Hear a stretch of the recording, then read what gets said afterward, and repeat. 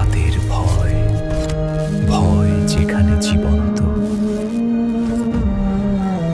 লিখছেন সাজ্জাদুর রহমান রনি। আজ যে ঘটনাটা আপনাদের সাথে শেয়ার করব তা আমার এক ফ্রেন্ডের কাছ থেকে শোনা। ওর নাম জাহিদ এবং বাড়ি ঝালকাঠি জেলায়। গল্পটি ওর মুখ থেকে শোনার কারণে আমি আমার ফ্রেন্ডের বর্ণনা মোতাবেক বলছি। প্রায় ৬-৭ বছর আগে আমার গ্রামের বাড়ির এক ঘটনা। আমার গ্রামের পাশে গ্রামেই একটা মেয়ে, নাম তার লাভলি। মেয়েটির বয়স ১২-১৩-র কাছাকাছি। ওরা তেমন আর্থিকভাবে সচ্ছল ছিল না।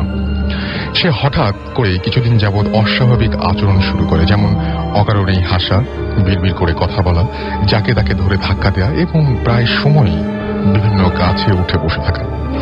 নিশ্চিতভাবেই তাদের পরিবারের মহা চিন্তার কারণ ছিল মেয়েটি। এই ধরনের আচরণ তার ক্রমান্বয়ে বেড়ে যাচ্ছিল। প্রায় ৩ মাসের মতো অতিবাহিত হওয়ার পর ওই মেয়েটির বাবা মা এর প্রতিকারের জন্য এক হুজুরের শরণাপন্ন হন। হুজুর সব ঘটনা শোনার পরে ওই মেয়েটির বাবা এবং মায়ের সাথে তাদের বাড়িতে যায়। হুজুর ওদের বাড়িতে গেলে সে দেখতে পায় যে তখন মেয়েটি একটি গাছে উঠে বসে আছে। স্বাভাবিকভাবেই অনেক লোক জড়ো হয় সেখানে। নিচ থেকে অনেক ডাকার পরেও মেয়েটি গাছ থেকে যখন নামছিল না, তখন তার বাবা যে কোনো একজন লোককে যে গাছে উঠতে পারে তাকে গাছে ওঠার জন্য বলল।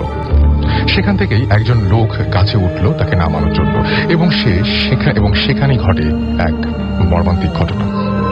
অনেক চেষ্টার পরও যখন মেয়েটি কিছুতেই নামতে চাচ্ছিল না, তখন গাছ থেকে হঠাৎ করে সে পড়ে যায় এবং ঘটনাস্থলে মেয়েটি মারা যায়। এরপরে ওখানে হৃদয় বিদারক ঘটনার বর্ণনা নাইবা দিলাম। ঘটনার এখানেই শেষ নয়, যেটা হলেই ভালো হতো, সেটা হলেই ভালো হতো। এবং এর পরে অনেক দিন অতিবাহিত হলো, সবকিছু স্বাভাবিক নিয়মে চলছিল। এতক্ষণ যা বলছিলাম সবই ঠিক ছিল, কিন্তু এখনকার ঘটনা অবিশ্বাস্য কিছুই, যেটা সহজে বিশ্বাস হওয়ার কথা নয়। ওই মেয়েটি মারা যাওয়ার প্রায় ১.৫ মাস পরেই গ্রামে এক অচেনা মেয়ের আবির্ভাব, যে কিনা বোবা। গঠন, আকৃতি এবং চেহারায় ওই মেয়েটির সঙ্গে অবিশ্বাস্য মিল। তাকে দেখে গ্রামের সবাই আঁতকে ওঠে। কিন্তু মেয়েটি যেহেতু বোবা, তাই তাকে কোনো প্রশ্ন করার সুযোগ নেই, কিছু জানারও সুযোগ নেই। ওই বোবা মেয়েটি গ্রামে আসার পর থেকেই যে মেয়েটি মারা গিয়েছিল তার বাবা প্রায় প্রতিদিন রাতে অসম্ভব রকমের আজে বাজে স্বপ্ন দেখা শুরু করেন, এবং ওই বোবা মেয়েটি মৃত লাভলির বাবাকে দেখলেই কিছু বলার চেষ্টা করত। একদিন মধ্যরাতে লাভলির বাবা টয়লেটে যাওয়ার জন্য ঘুম থেকে ওঠে। লাভলির কবরটা ছিল তাদের ঘর থেকে ২৫-৩০ মিটার দূরে। টর্চ লাইট নিয়ে বাহিরে বের হওয়ার পর সে যা দেখতে পেল তা হয়তো তার জীবনে ঘটে যাওয়া সেরা ভয়ানক ঘটনা। টর্চটা মারার পর হয়তো তার অজান্তেই টর্চের আলোটা গিয়ে পড়েছিল ওই কবরের ওপর।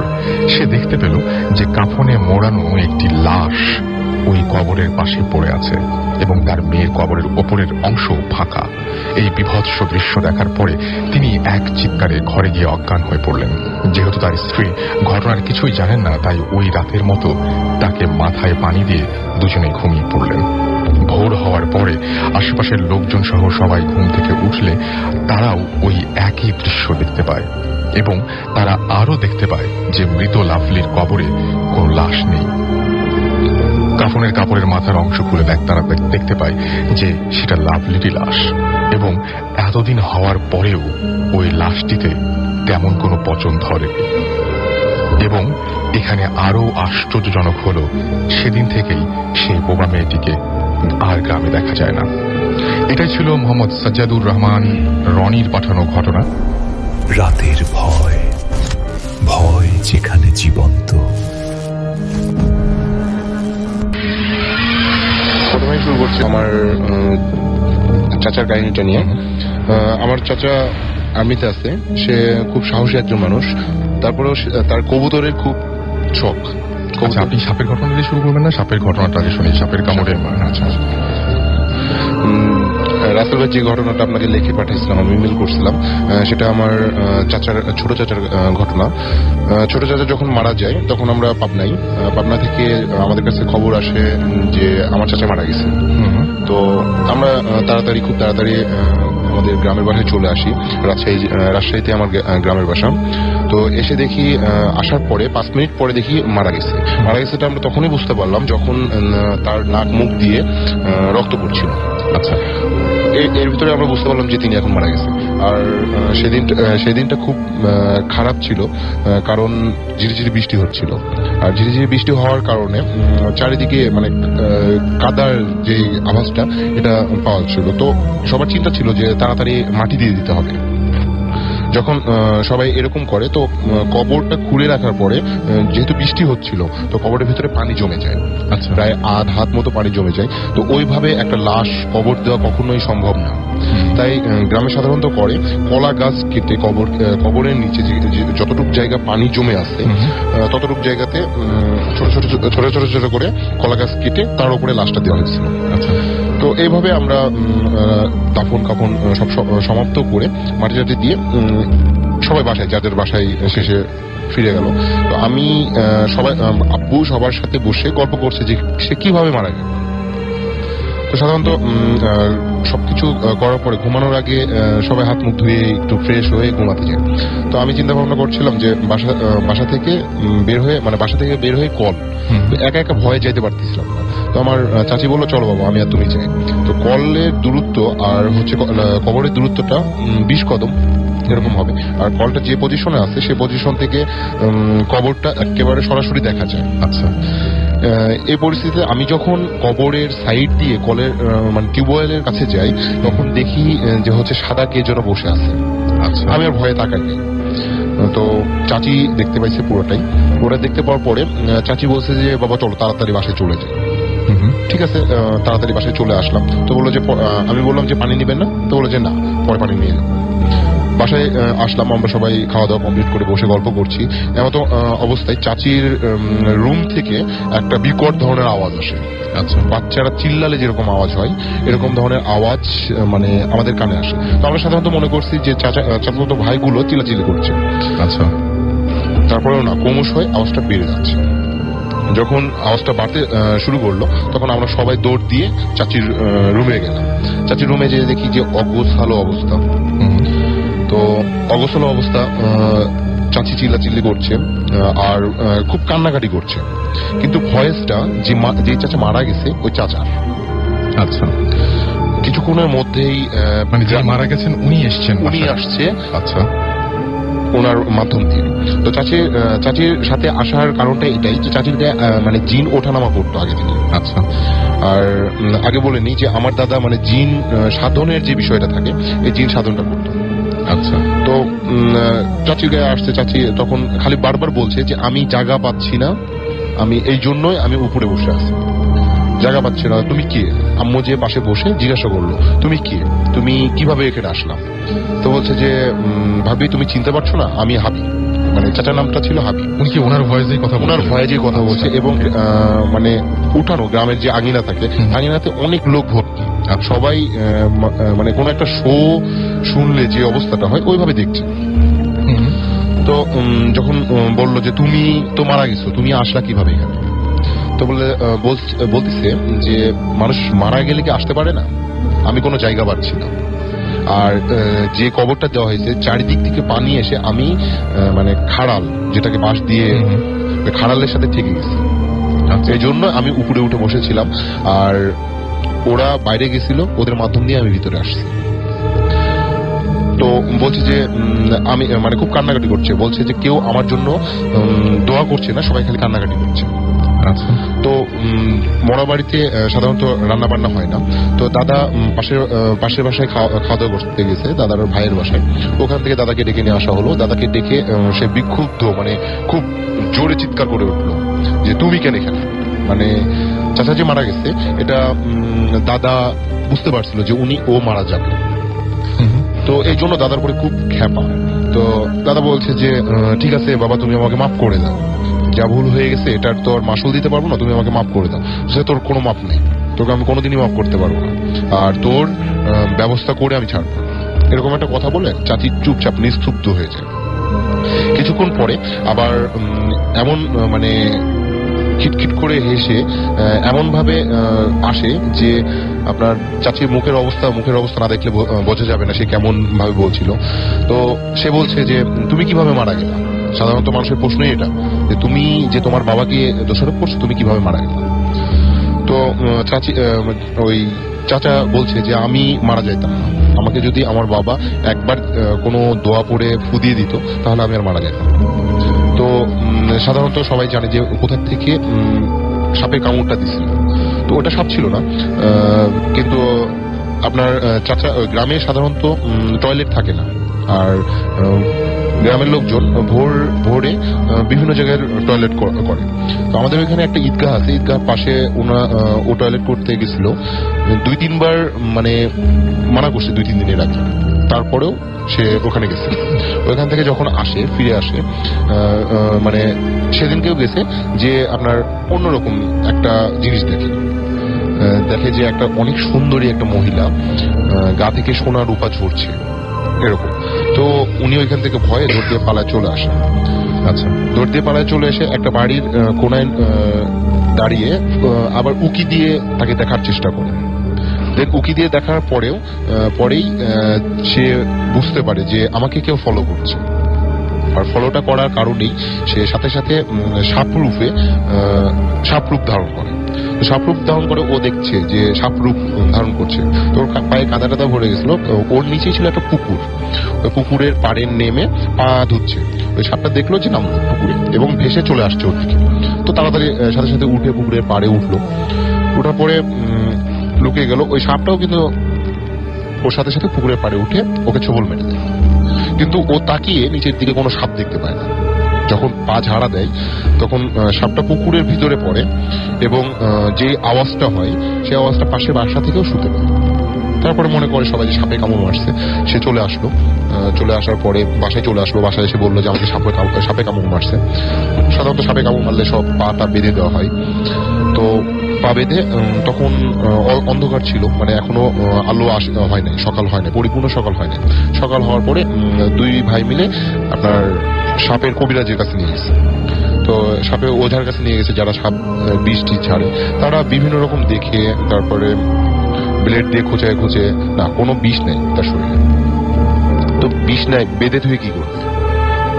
বাঁধনটা খুলে দিয়ে চলে আসলো তারা বাসায় আসার পরেই যে কাহিনীটা ঘটলো, আস্তে আস্তে মানে তার শরীরটা ওটা অবশ হয়ে যাচ্ছে, পুরো শরীর অবশ হয়ে যাচ্ছে, পুরো হাত টাত কোনো কিছুই সে আর নাড়াতে পারছে না। যেই সাপটা তাকে কামড় মারছিল সেটা আসলেই সাপ না, একটা হচ্ছে মানে জিন, যার নাম সাপাডাকনি। সে বলছে যে সাপাডাকনি। তাকে অনেকভাবে সে বাঁচানোর চেষ্টা করছে, কিন্তু আমার দাদা বুঝতে পারছিল যে তাকে বাঁচানো সম্ভব না। তাকে যদি বাঁচাই তাহলে আমার দাদারই কোনো ক্ষতি হয়ে যাবে, আর সে ওই জন্যই ওকে আর বাঁচাতে যায়নি, মানে ওনার ছেলেকে। তো দাদা এই নিয়ে মানে পরে অনেক কান্নাকাটি। তো সাপটা যে সাপাডাকনিটা ওই জিনটাকে আমার দাদাই নিয়ে আসছিল। নিয়ে আসার পরে কোনো জায়গা দিতে পারে না, কোনো খাবার দিতে পারে না। এর জন্যই তাকে এই চরম মূল্যটা দিতে হয়েছে। রাতের ভয় যেখানে জীবন্ত। আমরা পরবর্তী ঘটনায় যাই। নর্মালি আমি আমার শৈশব টোটালি ওটা কেটেছিল আদমজিতে। তো আদমজিতে আমরা ওখানে স্টাফ কোয়ার্টারে থাকতাম। তো এই ঘটনাটা ঘটেছিল, ওই সময় আমি ছোট ছিলাম, আমি ক্লাস 2-তে পড়তাম। ওই সময় আমার বড় 2 ভাই বোন ছিল। তো এই ঘটনাটা ঘটেছিল আম্মুর সাথে। তো আম্মু এবং আব্বুর সাথে, দুজনের সাথে। আম্মু এবং আব্বু থেকে আমরা শুনেছি পর্যায়ক্রমে বিষয়টা। সেটা হলো, আমরা যে স্টাফ কোয়ার্টারে থাকতাম ওইখানে জায়গাটা আগে হসপিটাল ছিল। আচ্ছা, তো হসপিটাল ছিল, পরবর্তীতে হসপিটাল ক্লিয়ার করে ওখানে স্টাফ কোয়ার্টার করেছে গোডাউনের পিছনে। আচ্ছা, তো আমরা যেখানে থাকতাম আমাদের বাসাটার ঠিক সামনে বিশাল একটা আম গাছ ছিল। আর বের হয়ে যাওয়ার জন্য 2টো রাস্তা ছিল। বাম দিকে যে রাস্তাটা সেটা হলো সবাই ইউজ করে, আর ডান দিকে যে রাস্তাটা সেটা জাস্ট শর্টকাট, বাট ওই রাস্তাটা গিয়েছে টোটাল একটা স্ট্রেট লেফট নিয়ে, টয়লেট যেটা ওখানে গিয়েছে হোয়াটএভার। তো একদিন আমার আব্বু আমার দাদার সাথে দেখা করতে গিয়েছিলেন আরিচা। আব্বু আম্মুকে বলে গেছে যে ফিরতে লেট হবে, আমাদেরকে নিয়ে যেতে। আম্মু শুয়ে পড়ে। তো ওদিন বিকালে আমরা খেলাধুলা করছিলাম বাসার বাইরে। আম্মু আমাদেরকে তাড়াতাড়ি ডাকার পরে যে তোমরা বাসায় চলে আসো। আমাদের আম গাছের একটু পাশেই আমাদের মোরগ এবং মুরগির যে খোয়ারটা থাকে ওটা ছিল। তো আম্মু খোয়ারটা সবগুলো মুরগিকে ঢুকিয়ে আম্মু ওটা লক করে দিল নিজের হাতে। আমাদেরকে ভিতরে ঢুকানোর পর আমাদেরকে বললো তোমরা যাও। আমরা ভিতরে চলে আসলাম, আম্মু বের হয়ে গেছে। রুম থেকে বের হয়ে গেছে। তো পরবর্তীতে এটা আমরা আম্মুর কাছে শুনলাম, সেটা হলো আম্মু গেটটা লক করে দেখলো যে আম গাছ থেকে শিগাও অথবা এই টাইপের কোনো কিছু একটা পড়েছে। আম্মু স্পষ্ট ওটা দেখলো, দেখার পরে আম্মুর কাছে এটা মনে হলো যে এটা অস্বাভাবিক বড়। তো এটা আস্তে আস্তে গেল। তখন আম্মু প্রথমে ভাবলো যে এটা নর্মাল ঘটনা, হয়তো আসছে মোরগ মুরগি কিছু খাওয়ার জন্য। ওটা আস্তে আস্তে করে খোয়ারের সামনে গেল। তখনই আম্মু একটা খুব অদ্ভুত একটা বিষয় দেখলো, সেটা হলো দরজাটা অটোমেটিক খুলে গেছে খোয়ারের। আম্মু চুপ করে আছে। খুলে যাওয়ার সাথে সাথে মোরগ মুরগি সবগুলো এক একটা করে ডাকাডাকি করে ওরা বের হয়ে যাচ্ছে। বের হয়ে কোনোটা উড়ে যাচ্ছে, কোনোটা পাশে দৌড়ে চলে যাচ্ছে। বাট সবচেয়ে অদ্ভুত যেটা, আমার ভাবলো হয়তো ও ধরে একটাকে নিয়ে চলে যাবে। ও কিচ্ছু করতেছে না, ও চুপচাপ দাঁড়িয়ে আছে খোয়ারের সামনে, আর সবগুলো মোরগ মুরগি বের হয়ে যাচ্ছে। এটা দেখে আম্মু ভয় পেল এবং আম্মুর কাছে এটা অস্বাভাবিক ঘটনা মনে হলো। আম্মু ব্যাক করে রুমে চলে আসলো। তো রুমে চলে আসার পরে এসে আম্মু টিএনটি থেকে আমার খালুকে ফোন দিল। খালু আবার আমিনজিতে জব করতো। খালুকে বললো যে রুমে আসো, বাসায় আসো। খালু বললো ঠিক আছে, আমি পরে আসবো। তো আম্মু আমাদের সবাইকে নিয়ে শুয়ে আছে। দেন আব্বু আসতেছিল, ব্যাক করতেছিল। তো আব্বু আর ঘুরে যায়নি, শর্টকাট যে রাস্তাটা সেটাই আব্বু ইউজ করতেছে। তো আব্বু নর্মালি রাতের বেলা ওখান দিয়ে আসতেছে, ড্রেন পাশে ছিল। আব্বু সিগারেট খেতে খেতে আসতেছিল। তো সিগারেট খেতে খেতে যখন আসতেছিল, তো ওখান দিয়ে একটা ঘটনা আছে যে এখানে অনেক সময় অনেকে চলাফেরা করে, ওই জন্য ওখানে সিগারেট কিংবা ওখানে কেউ প্রস্রাব করতে বসতো না। তো আব্বু ওটা মাথায় ছিল না। তো আব্বু হঠাৎ করে শুনতেছে যে লাঠি ঠুক ঠুক ঠুক ঠুক আওয়াজ যেগুলো শুনতেছে। একটু পরে আব্বু দেখলো যে আব্বুর সামনে দিয়ে একজন বৃদ্ধ টাইপের লোক, পাঞ্জাবি পরা, কোট টাইপের পরা, এই ধরনের উনি হেঁটে আসতেছে। তো আব্বু করলো কি, সিগারেট টানতেছে, ওনাকে পাশ কাটিয়ে আব্বু চলে যাচ্ছে। একটু সামনে যখন গেল তখন উনি ডাক দিল আব্বুকে। ডাক দিয়ে বললো যে নাম ধরে ডেকেছে। হ্যাঁ, নাম ধরে ডাকলো। ডেকে আব্বুকে বললো যে তুমি জানো না আমার সামনে সিগারেট খাওয়া যায় না, আর তুমি আমাকে সালাম দাওনি কেন? তখন আব্বু ভাবলো কি স্টাফ কোয়ার্টারে অন্য কেউ, কারো হয়তো মুরব্বি টাইপের কোনো আত্মীয় আসে। আব্বু রেসপেক্ট করে ওনাকে সিগারেটটা ফেলে দিল এবং ওনাকে বললো যে আমার ভুল হয়ে গেছে। এটা বলে আব্বু আর একটু সামনে আগালো। সামনে আগানোর পর আব্বু কি যেন মনে করে আব্বু পিছনে তাকালো। সাথে সাথে পিছনে তাকিয়ে আব্বু দেখলো যেটা উনি নেই। ওকে, উনি নেই। এটা যখনই দেখলো আব্বু, তখন আব্বু বুঝে গেছে, তখন আগের কথাগুলো মনে পড়ে গেছে যে হ্যাঁ এখানে তো প্রবলেম আছে। তখন আব্বু করলো কি, সাথে সাথে আরেকটা সিগারেট ধরিয়ে ফেললো। সিগারেট ধরিয়ে খুব দ্রুত বাসায় আসলো। এসে দরজা নক টক করে আম্মুকে উঠালো। রুমে ঢুকে আব্বু ফ্রেশ হয়ে খাওয়া দাওয়া কোনো কিছু করেনি। আম্মুকে বলো না খাবো না, শুয়ে পড়লো আব্বু। আম্মু আর কিছু বলেনি। আম্মু এক পাশে শুইলো, আব্বু একদম আমরা মাঝখানে ছিলাম, আর এক পাশে শুইলো। তো অনেকটা সময় গেল। সময় যাওয়ার পর হঠাৎ করে আম্মু গঙ্গানের আওয়াজ শুনতেছে। আব্বু অনেক বাজেভাবে গঙ্গাচ্ছে। তো যখন গঙ্গাচ্ছে তখন আম্মু পাশ থেকে ধাক্কা দিচ্ছে, বাট আব্বুর কোনো ইয়া হচ্ছে না, বেড়ে যাচ্ছে সাউন্ডটা। তখনই আম্মু ওনার পাশে যে ব্যাকলাইট ইয়েরটা ছিল, সুইচটা ছিল, আম্মু ওটা জ্বালালো। এবং আম্মু যখন জ্বালাচ্ছে তখন কিন্তু আম্মু তাকিয়েছিল আব্বুর দিকে। আম্মু জ্বালালো, জ্বালিয়ে দেখলো ঠিক আম্মু যেটা আমাদেরকে বলেছিল, ম্যাক্সিমাম 1 years হবে, ম্যাক্সিমাম 1 বছরের একটা বাচ্চা ছেলে, কালো কুচকুচে, আব্বুর ঠিক বুকের উপরে বসে আব্বুর গলায় 2 হাত দিয়ে চেপে ধরে আছে। আচ্ছা, 2 হাত দিয়ে চেপে ধরে আছে। এটা যখন আম্মু দেখলো, আম্মু আর কোনো কথা বলার কোনো শক্তি পাচ্ছে না। আম্মু জাস্ট তাকিয়ে আছে। ও আম্মুর দিকে বাবু তাকালো, ডান দিকে ফিরে তাকালো। ডান দিকে ফিরে তাকানোর পর আম্মুর চোখ টোক দেখে আম্মু একদম হতবাক। ও সাথে সাথে আব্বুর বুক থেকে, যে বয়সে বাচ্চারা হামাগুড়িও দিতে পারে না, ও আব্বুর বুক থেকে একটা লাফ দিল মশারির একদম লাস্ট প্রান্তে, যেটা খাটের প্রান্তে, সেখানে গেল। ওখান থেকে আরেকটা লাফে জানালা দিয়ে, বাট জানালা বন্ধ করা ছিল, ভ্যানিশ, টোটাল ভ্যানিশ। তখন আম্মু তাকালো, আম্মুর গলায় নখ বসে গেছে। তখনই আব্বুকে ধাক্কা দিল, ধাক্কা দিয়ে উঠালো। আব্বু উঠলো। তো উঠানোর পর আব্বুকে একটু পানি খাওয়ালো, বাট ঘটনাটা আম্মু আব্বুর সাথে শেয়ার করেনি। পরের দিন সকালবেলা আম্মু যা দেখেছে তা আব্বুকে বললো। ইভেন আব্বুর সাথে যা যা হয়েছে আম্মু যেটা দেখলো সেটা আব্বুকে বললো। সকালবেলায় আমাদের ওখানে একজন মাজুর টাইপের লোক থাকতো, উনি একটু ফরেস্ট গাছ ছিল, ওনাকে আনলো, এনে কিছু দোয়া টুর করে দিল। তখন ওই মাজুর টাইপের লোকটা আমাকে দেখে বলেছিল, আপনার একমাত্র ছেলে তো, ও শনিবার এবং মঙ্গলবারটা ওকে একটু কেয়ারফুলি রাখবেন, আদারওয়াইজ এই ডেগুলোতে ও কোনো প্রবলেম হতে পারে। সমস্যাটা কেন হয়েছিল এটা কি বলেছে নাকি? নর্মালি উনি যখন সমস্যাটার কথা বলেছে, সমস্যাটার কথা ওই হুজুর যেটা বললো যে নাম্বার 1 প্রবলেম ছিল গাছ থেকে যেটা নেমেছে, এটা অদ্ভুত টাইপের একটা বিষয়, এটার কাছে ওনার কাছে কোনো ব্যাখ্যা নেই, বাট এমন হতে পারে অন্য কিছু। বাট আব্বুর সাথে যেটা ঘটেছিল সেটা উনি বলল, যেই ভদ্রলোকের সাথে আব্বুর সাথে দেখা হলো উনি যেহেতু সিগারেট খাওয়া পছন্দ করে না, সালাম দেয়নি, আব্বু ওনাকে ক্রস করতেছিল সিগারেট খেতে খেতে। এতে উনি রাগান্বিত হয়েছে, রাগান্বিত হয়ে উনি ওই বাচ্চা রূপে এসে না, কারণটা আপনি আমাকে বলেছেন, এখন ঠিক মনে করতে পারছেন না হয়তো, যে কারণটা ছিল এরকম যে ওইখানে সম্ভবত একটা হসপিটাল ছিল। রাইট, এটা তো ফার্স্টেই বলেছি, ওখানে হসপিটাল ছিল। আর স্বাভাবিকভাবে তো এটা বুঝে যায় হসপিটাল যখন থাকে, হসপিটালে অনেক ধরনের বিষয় হয়, ছোট বাচ্চা অনেক নবজাতক মারা যায়, অনেকে ওখানে আপনার সিজার করে করে ফেলে, অনেক বাচ্চারা যারা দুনিয়াতে আসবে তাদেরকে দুনিয়াতে আসার সুযোগ দেওয়া হয় না, তাদেরকে এর আগে করে ফেলে, আপনার অপারেশন করে। এখানে এরকম অনেক ধরনের ঘটনা, হ্যাঁ অনেক ধরনের ঘটনা। ওই দিনই আপনার আর কোনো কিছু হয়েছিল? হ্যাঁ, ওই দিনে যেটা হয়েছিল, আমাকে সকালেই বলেছিল, হুজুর বলেছিল যে ওকে একটু দেখে শুনে রাখেন। দুপুরের দিকেই হবে, সিনিয়র যারা ভাই ছিল ওনারা খেলতে যাচ্ছে, ফুটবল নিয়ে যাচ্ছে, হাডুডু খেলবে নদীর পাড়ে, শীতলক্ষা নদীর পাড়ে। তো আমাকে সবাই আদর করতে বলো চলো, আমি চলে গেছি। আমি তো সবসময় দেখে রাখবে না, তো চলে গেলাম। ওনারা খেলাধুলা করতেছিল, আমি পাশে দাঁড়িয়েছিলাম, আমার স্পষ্ট মনে আছে। আর পরবর্তীতে আমি নিজেকে আবিষ্কার করলাম পানির মধ্যে, আমি একবার ডুবতেছি, একবার উপরে উঠতেছি, একবার ডুবতেছি, একবার উপরে উঠতেছি, এবং ঝাপসা সব দেখা যাচ্ছে। তো নর্মালি যারা শীতলক্ষা নদীতে পাড়ে গিয়েছে তারা পাড় থেকে জেটিটা অনেক দূরে, জেটিটা হলো যেখানে মাল খালাস করে, রাইট। তো আমি প্রায় জেটির কাছে চলে গেছি, অনেক দূর পাড় থেকে জেটি অনেক দূর, জেটির প্রায় কাছে চলে গেছি। পরবর্তীতে এরা আমাকে কিভাবে উঠালো, কিভাবে জানলো, আমি কোনো কিছুই জানি না। বাট আশ্চর্যের বিষয় হলো যেটা, যখন আমাকে উঠালো বাসায় নিয়ে গেল, আমি এক ফোঁটা পরিমাণ পানি খাইনি। Okay fine. তো আমরা যে ঘটনাটা শুনছিলাম, সেই ঘটনাটার সবচাইতে বেস্ট পার্ট যেটা ছিল সেটা হচ্ছে যে আমি রাতের বেলায় আপনি যখন ঘুম থেকে উঠবেন এবং আপনার যদি হঠাৎ করে ঘুম ভাঙে এবং আপনি যদি এরকম একটা অদ্ভুত দৃশ্য দেখেন, যে কোনো একটা বাচ্চা যে কিনা একদম কুচকুচে কালো, এবং মনে হয় মানুষের মতো, মানুষের গায়ের রঙের মতো কালো না সেটা।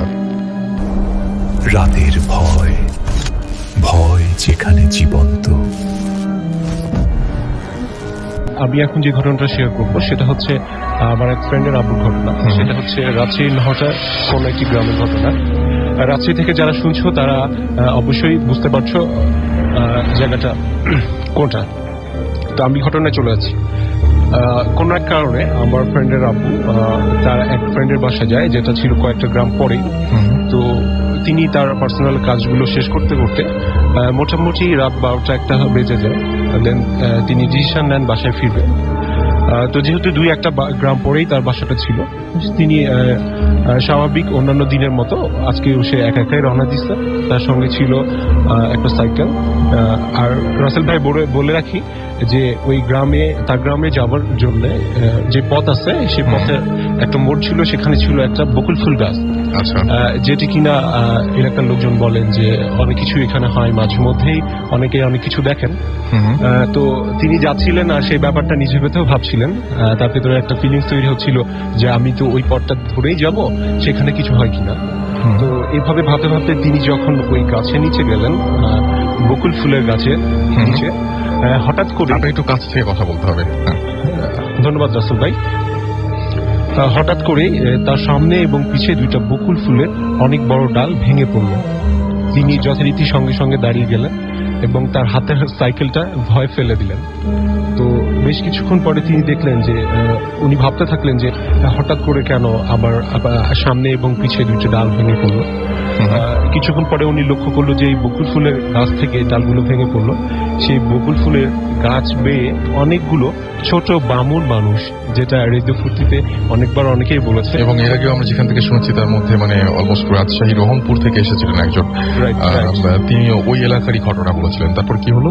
তারপরে উনি দেখলেন যে 15-20টা বামন গাছ বেয়ে যে ডালগুলো ভেঙে পড়েছে, সেগুলোর উপরে লাফালাফি করলো, কেউ কাঁদতেছে, কেউ হাসতেছে, কেউ বিচ্ছিরি ধরনের শব্দ করতেছে, এবং আমার ফ্রেন্ড ওই আব্বুকে ভয় দেখানোর চেষ্টা করতেছে। তিনি যথারীতি ভয় পাচ্ছেন এবং তার পুরো শরীর কাঁপতেছিল এবং পুরো শরীর ঘামতেছিল। তো এভাবে মোটামুটি ঘন্টাখানেক পার হয়ে যায়। কিছুক্ষণ পরে দেখে যে বকুল ফুলের গাছ বেয়ে মেয়েদের চুলের মতো অনেক চুল তাকে সার্কেল করে ঘিরে ফেলল। আচ্ছা। এবং সেটা পেয়ে দেখে তো তিনি আরো রীতিমতো ভয় পেতে থাকলেন। একসময় সেই চুল বেয়ে আরো অনেক পরিমাণে, প্রায় 1-150 ছোট বামন আকৃতির সেই বাচ্চাগুলো নামতে থাকলো। তারাও সেম একইভাবে বিভিন্ন রকম বিচ্ছিরি শব্দ এবং কান্না, কেউ হাসে, ভয় দেখানোর চেষ্টা করে। এভাবে 1 ঘন্টা, 2 ঘন্টা, 3 ঘন্টা পরে প্রায় অনেকটা সময় পেরিয়ে যায়। এক সময় উনি ভাবতে থাকেন যে ওনার জানা মতে যেটা ছিল যে জিন বলেন বা এই ধরনের কিছু বলেন, আগুন কিংবা লোহা, সিগারেট এগুলোকে অনেক ভয় পায়। বিশেষ করে আগুনটাই আমরা বেশি জানি, সবাই মনে হয় এটা সবাই জানে। তো ওনার পকেটে ছিল ম্যাচ এবং সিগারেট। তো উনি সাথে সাথে বুদ্ধি করে একটা সিগারেট জ্বালালেন। আর ঠিক সিগারেট জ্বালায় উনি মনে মনে ভাবলেন যে এই যে আমি সিগারেট জ্বালাইলাম, আমি এখন চোখ বন্ধ করব, আমার সামনে যা কিছু হয়ে যাক না কেন আমি কিছু দেখবো না। তো উনি সঙ্গে সঙ্গে সিগারেটটা জ্বালান এবং সিগারেট টানতে থাকেন এবং চোখ বন্ধ করে ফেলেন। ঠিক কিছুক্ষণ পরেই তার কানে ফজরের আজান আসে এবং তিনি সাহস করে চোখ খুলেন। এই জন্যই যে আমরা জানি যে ফজরের আগ মুহূর্ত পর্যন্ত এই সমস্ত ব্যাপার তাদের পাওয়ার খাটাইতে পারে, দেন তারপরে ফজরের পরে সময়টা হয়ে যায় আমাদের মানুষের জন্য। তো উনি সাহস করে চোখ খুলেন এবং দেখেন যে সামনে কিছুই নাই এবং ডালগুলো উধার হয়ে গেছে এবং সবকিছু ভ্যানিশ, এবং উনি কোনো কিছু শুনতেও পাচ্ছেন না। এভাবে তিনি বাসায় ফিরে যান। রাসেল ভাই এখানে বলে রাখি যে যেহেতু ওই গাছটা আসলেই খারাপ ছিল এবং গ্রামে এইভাবে 2 দিন পর পরেই এক একজন এক এক কিছু দেখতো এবং ঘটতো, তো গ্রামের লোকজন যখন ওই গাছের মালিক যিনি ছিলেন ওনাকে এইভাবে বলতে থাকেন, তো উনি একসময় ডিসিশন নেন যে গাছটা কেটে ফেলবেন। সো দ্যাট উনি গাছটা কেটে ফেলেন এবং গাছটা যখন কাটেন, যারা কেটেছিলেন গাছটা কাটার দায়িত্বে যারা ছিলেন, কিছুদিন পরে দেখা গেছে যে তাদের এক একজনের এক এক রকম প্রবলেম হয়েছে। আচ্ছা, যেমন কারো হাতের সমস্যা হয়েছে, কারো পায়ের, কারো টোটাল বডিতে এমন কিছু একটা রোগ দিছে যে সে আর কোনো রকম কাজ করতে পারে না। আর সবচেয়ে মজার ঘটনাটা বলি রাসেল ভাই আপনাকে, সেটা হচ্ছে যে গাছের মালিক যিনি ছিলেন উনি যেহেতু কাটার পারমিশনটা নিয়েছিলেন, তিনি এমন একটা রোগে আক্রান্ত হন যে কিছুদিন পরে তিনি মৃত্যুবরণ করেন। তো রাসেল ভাই এই ছিল আমার ঘটনা। ওকে। রাতের ভয়, ভয় যেখানে জীবন্ত।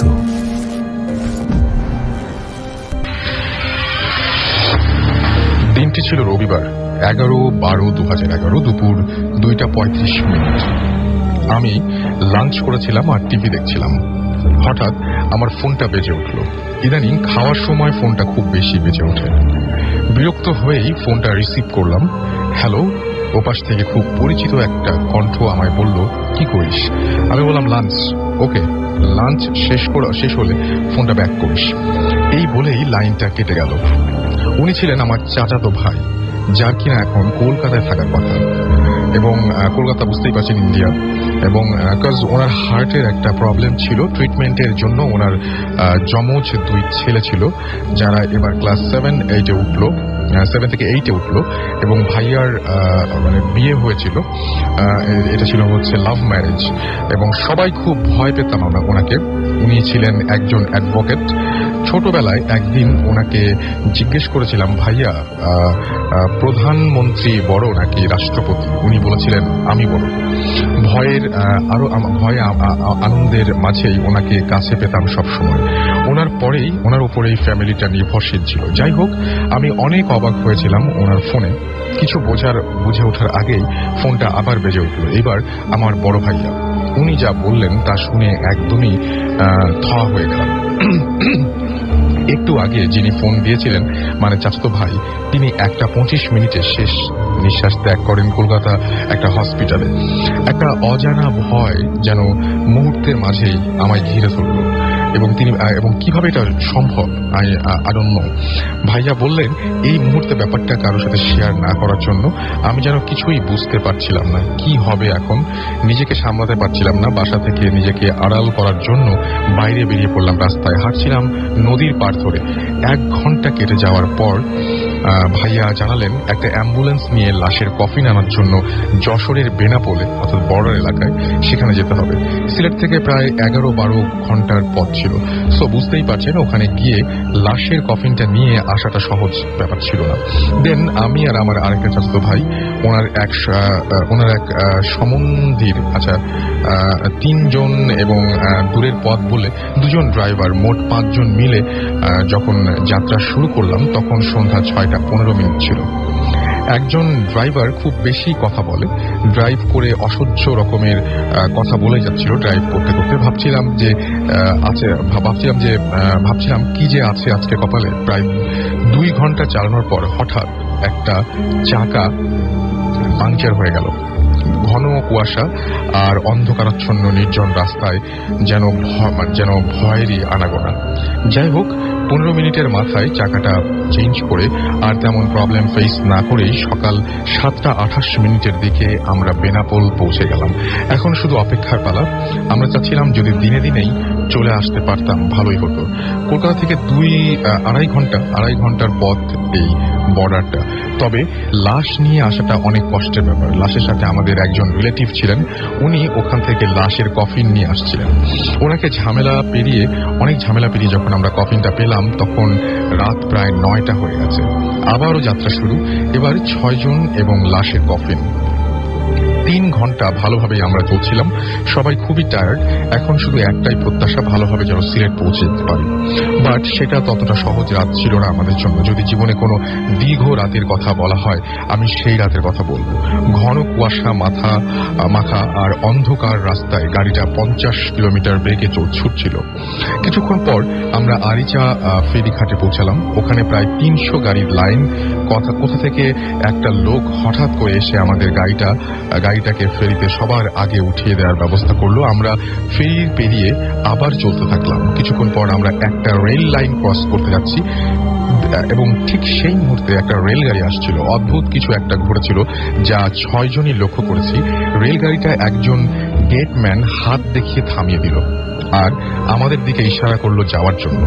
এটা যেমন ইম্পসিবল ছিল, ঠিক তেমনি এটা অবিশ্বাস্য ছিল যে সেই গেটম্যানটা হলো যার কফিন নিয়ে যাচ্ছি সে। অর্থাৎ যে গেটম্যানটা ওখানে দাঁড়িয়েছিল, একটা রেলগাড়ি ছুটে আসছিল এবং যিনি কফিনের মধ্যে শুয়ে আছেন তিনি সেই ট্রেনটিকে থামিয়ে দিলেন। খুবই ভয়ঙ্কর ছিল সেই মুহূর্তটা। সবার শরীর ঠান্ডা হয়ে গেল, কারণ সবাই একসঙ্গে সেই ঘটনাটি দেখেছিলেন। এবং ড্রাইভার এমন একটা ভাব করলো যেন কিছুই হয়নি। সে পুনরায় স্বাভাবিকভাবেই গাড়ি চালাতে লাগলো। গাড়িটাতে নিঃশব্দতা বিরাজ করছিল। ভয়ে চোখের পাতাও এক করতে পারছিলাম না। কিছুক্ষণ পর লুকিং গ্লাসের দিকে আমার চোখ পড়তে দেখলাম ড্রাইভার ঘুমিয়ে পড়েছে, তবু যেন গাড়িটা ঠিকঠাক ভাবেই চলছে। কি হচ্ছে এসব? ভয়ে কিছু বলতে পারছিলাম না। যখন বুঝতে পারলাম তখন সিলেটের কাছাকাছি চলে এসেছি।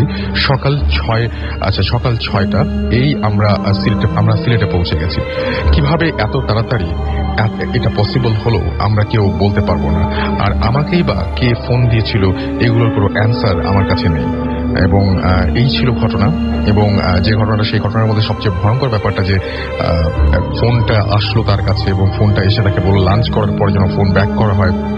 তারপর তারা লাশের গাড়ি যখন আসছিল তখন মোটামুটি নির্ঝঞ্ঝাট ভাবে তারা ফেরিতে সবার আগে উঠে পড়েছিল। এবং তারা যখন একটা রেলগাড়ির সাথে হয়তো সংঘর্ষ হতো সেই মুহূর্তে যিনি কিনা কফিনের মধ্যে শুয়েছিলেন তিনি সেই গাড়িটা থামিয়ে দিলেন। এই ব্যাপারগুলোর অ্যান্সার তার কাছে নেই, আমাদের কাছেও নেই। আপনার রাতের ভয়, ভয় যেখানে জীবন্ত। মিশু, আপনার নাম মিশু, কোথায় পড়াশোনা করছেন? নর্থ ইউনিভার্সিটিতে। ওকে, ফাইন। সো কি ঘটনা? ধন্যবাদ আপনাকে, রাসেল ভাই। Most welcome. আমি আমার কিছু ফ্রেন্ডের কাছে শুভেচ্ছা বলতে যাচ্ছি। এই ব্যাপারটা আমরা আজকে আপাতত বাদ দিতে চাই আসলে। ঠিক আছে, সবাই বলছেন এখন ধীরে ধীরে। আচ্ছা ঠিক আছে। তো আমি যে ঘটনাটা বলবো সেটা আমার আম্মুর মুখে শোনা। আচ্ছা। তো আমার আম্মুর যে দাদা ছিলেন তিনি আমাদের যেমন তার যে গ্রামের বাড়ি সেটা ছিল কুমিল্লার বড়ডুশিয়া। তো তার নাম ছিল আব্বাস আলী ভুইয়া। তিনি মানুষ হিসেবে খুবই পরহেজগার এবং খুব ধার্মিক ছিলেন। তো গ্রামের সবাই তাকে খুব এক নামে খুব ভালো করে চিনতেন, পরহেজগার এবং খুব ধার্মিক বলে। তো ঘটনাটি ঘটেছে প্রায় 1977-78 সালের ঘটনা। তো ওইবার উনি ঢাকায় আসেন আমার নানার বাড়ি বেড়াতে, তার মেজো ছেলের বাসায় বেড়াতে আসেন। তো আসার পরে সে কিছুদিন পর খুব সিক হয়ে যায় এবং এত পরিমাণ সিক হয়ে যায় এক পর্যায়ে সে বেড ছেড়ে উঠতে পারতো না। তো এক পর্যায়ে প্রায় 1 মাস সিক থাকার পর আনফর্চুনেটলি আমার আম্মুর যে দাদা তিনি মারা যান। আচ্ছা। তো তিনি রাত 9টার দিকে মারা যান। তো সেই সময় লাস্টটা তাকে দাফন গোসল করা কিছু ব্যবস্থা করা হয়নি। তো তারা যেটা ডিসাইড করে সকালবেলা পরের দিন সকালবেলা 9টার দিকে তাকে রওনা হয় ট্রাক নিয়ে। তো যে উইয়ার্ড ঘটনাটা ঘটে, তো তারা যে ভুলটা করেছে লাশটা তারা গোসল করায়নি, জানাজাও দেয়নি। তো ট্রাকে যখন উঠাতে যায় তখন লাশটা যে 4 জন যে খাট নিয়ে যারা যাচ্ছিল, তো তাদের মনে হচ্ছিল যে খুব ভারী কিছু তারা ইয়া করছে। যখন ট্রাকে উঠাতে যায় তখন একজনের হাত ফসকে লাশটা পড়ে যায়। আচ্ছা, তো এই জিনিসটা দেখে খুব ভয় পায়, যারা ছিলেন ওখানে খুব ভয় পায় জিনিসটা দেখে। তো আমার আম্মুর যে মামা যে ছিলেন তিনি দেখে তিনি খুব সাহসী মানুষ ছিলেন এবং তিনি সবাইকে সাহস দেন এবং তোমরা খুব ভয় পাও না, তোমরা কালামা পড়ো, আল্লাহর নামে দোয়া পড়ো, তোমরা ইয়া করো। তো ট্রাক যখন স্টার্ট হয় তখন যে উইয়ার্ড ঘটনাটা ঘটে, ট্রাকটা কিছু দূর যাওয়ার পরে কুমিল্লার দাউদকান্দি নামের এক জায়গায় ট্রাকের টায়ার নষ্ট হয়ে যায়। আচ্ছা, তো তাদের কাছে একটা ব্যাকআপ টায়ার থাকে, তো সেটা দিয়ে তারা কোনো মতে এটা রিপেয়ার করে তারা আবার রওনা হয়। তো যে জিনিসটা আবার ঘটে, টায়ারটা আবার নষ্ট হয়ে যায়, সেটা হচ্ছে কুমিল্লা বড় শালগড় নামের একটা জায়গায়। তো এই জিনিসগুলো দেখে ট্রাকে যারা ছিল তারা খুব ভয় পায় এবং ভয়ে এমন অবস্থা হয় যে কেউ কারোর দিকে কিছু বলতে পারছে না। তো এক পর্যায়ে ট্রাকটা যেখানে 4 থেকে 5 ঘন্টা যাওয়ার কথা ছিল সেটা ট্রাকটা এই কাহিনী ঘটতে ঘটতে প্রায় সন্ধ্যা 6টা বেজে যায়। আচ্ছা, তো যে কাহিনীটা ঘটে, আমার যে বড় দাদা যিনি মারা গিয়েছিলেন, তো তার বরদশিয়া যে গ্রামটা, তো সেখানে ধরেন একটা খাল ছিল, ওই গ্রামে যেতে হলে একটা খাল পাড় দিয়ে যেতে হয়। তো তার থেকে যখন লাশ নামিয়ে যখন নৌকাতে উঠালো, তো ডিঙি নৌকা, তো নৌকাতে কেউ ভয়ে ওই নৌকাতে উঠতে চায়নি। তো আর যারা লাশের সাথে মুরব্বীরা যারা গিয়েছিল, তো তারাই ওই লাশের সাথে যায়। 5-6 জন তারা ছিলেন। তো যখন মাঝি যখন নৌকা দিয়ে তিনি নৌকা বাইছিলেন, তখন এক পর্যায়ে মাঝি মনে করছে যে নৌকার ওয়েট খুব বেড়ে যায় এবং সে এক পর্যায়ে মনে হয় যে কেউ যেন পিছন দিয়ে টানছে নৌকাটা। তো যেখানে এটা হয় যে লাশটা যখন লাশবাহী নৌকাটা যখন খালের মাঝখানে আসে, তখন তারা দেখতে পায় যে তাদের যে নৌকাটার আশেপাশে 20 থেকে 25 মিটার ডিস্টেন্স রেখে একটা কিছু তাদেরকে মুভ করছে, ইট ওয়াজ ফ্লাইং। আচ্ছা, তো জিনিসটা এমন ছিল যে একটা সাদা কাপড় পরা কিছু একটা তাদেরকে ঘুরছে। তো সেই জিনিসগুলো দেখে যারা লাশের যে নৌকা তারা সবাই খুব ভয় পায় এবং তারা আল্লাহর নামে দোয়াদুরি করতে থাকে। তো যে ঘাট, আমাদের যে গ্রামের ঘাট, সেই গ্রামের ঘাটে এক পাশে এসে যখন প্রায় একটু দূরত্ব বজায় রেখে একটু সামনে এসে পড়ে, তখন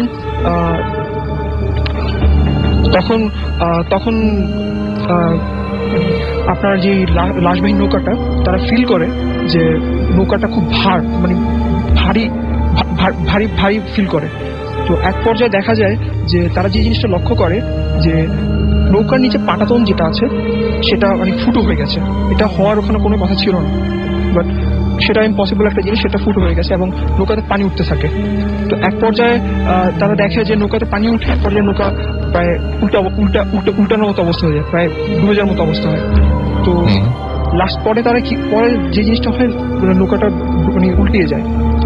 তো আমার যে আম্মার যে বড় মামা আর তার যে বড় ছেলে যে মারা যায়, তো তারা কি করে লাশটাকে অনেক কষ্টে তারা ঘাটে আনার চেষ্টা করে। তো তারা যে জিনিসটা ফিল করে যে লাশের যে ওজন তার চেয়েও প্রায় 2-3 গুণ বেশি তারা ফিল করে, যে এত কেউ মনে হচ্ছে যে লাশটাকে পানিতে এমনভাবে বেশি ছিল যে লাশটা কেউ টানছে। তো এই জিনিসটা পরে ওখানে অনেকেই দেখেছে যারা ওখানে ছিল। তো কোনো মতে সেই লাশটা তারা বাড়িতে নিয়ে আসে এবং যে জিনিসটা উইয়ার্ড ঘটনা ঘটে যে ওই দিন রাত্রেবেলা যখন লাশটা ঘরে নিয়ে আসে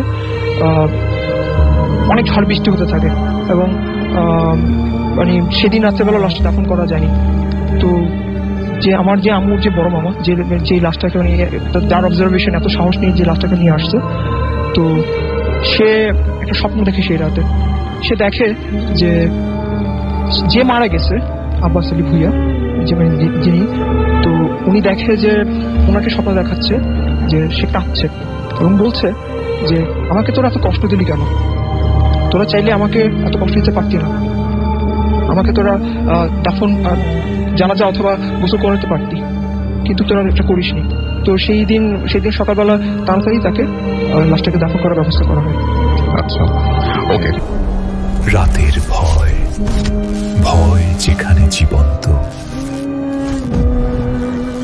হ্যালো লিসেনার্স, রাশিদ বলছি আবার। রাসেল ভাইয়া, আপনি প্রথমে আমাদের একটা ঘটনা বলেছিলেন, রাইট? এবার আবারও একটা। Okay fine. আমি এখন যে ঘটনাটা শেয়ার করবো লিসেনারদের সাথে, এই ঘটনাটা হলো আমার গ্রামের বাড়ি নোয়াখালী। আচ্ছা। তো নর্মালি আমরা তখন গ্রামে ব্যাক করেছি এবং এটা আমার কলেজ লাইফের ঘটনা ছিল, 2002 ঘটনা। তো আমি একদিন বিকাল নাগাদ আমি বাড়ি থেকে একটু বাইরে বের হয়েছিলাম এবং সেটা একটু দূরেই চলে গিয়েছিলাম। তো যে ওই সময় যেহেতু মোবাইলের কোনো অপশন ছিল না, সো আমাকে তাড়াতাড়ি বাসায় ব্যাক করতে হবে, নাহলে সবাই চিন্তা করবে। রাইট, চিন্তা করবে আব্বু আম্মু।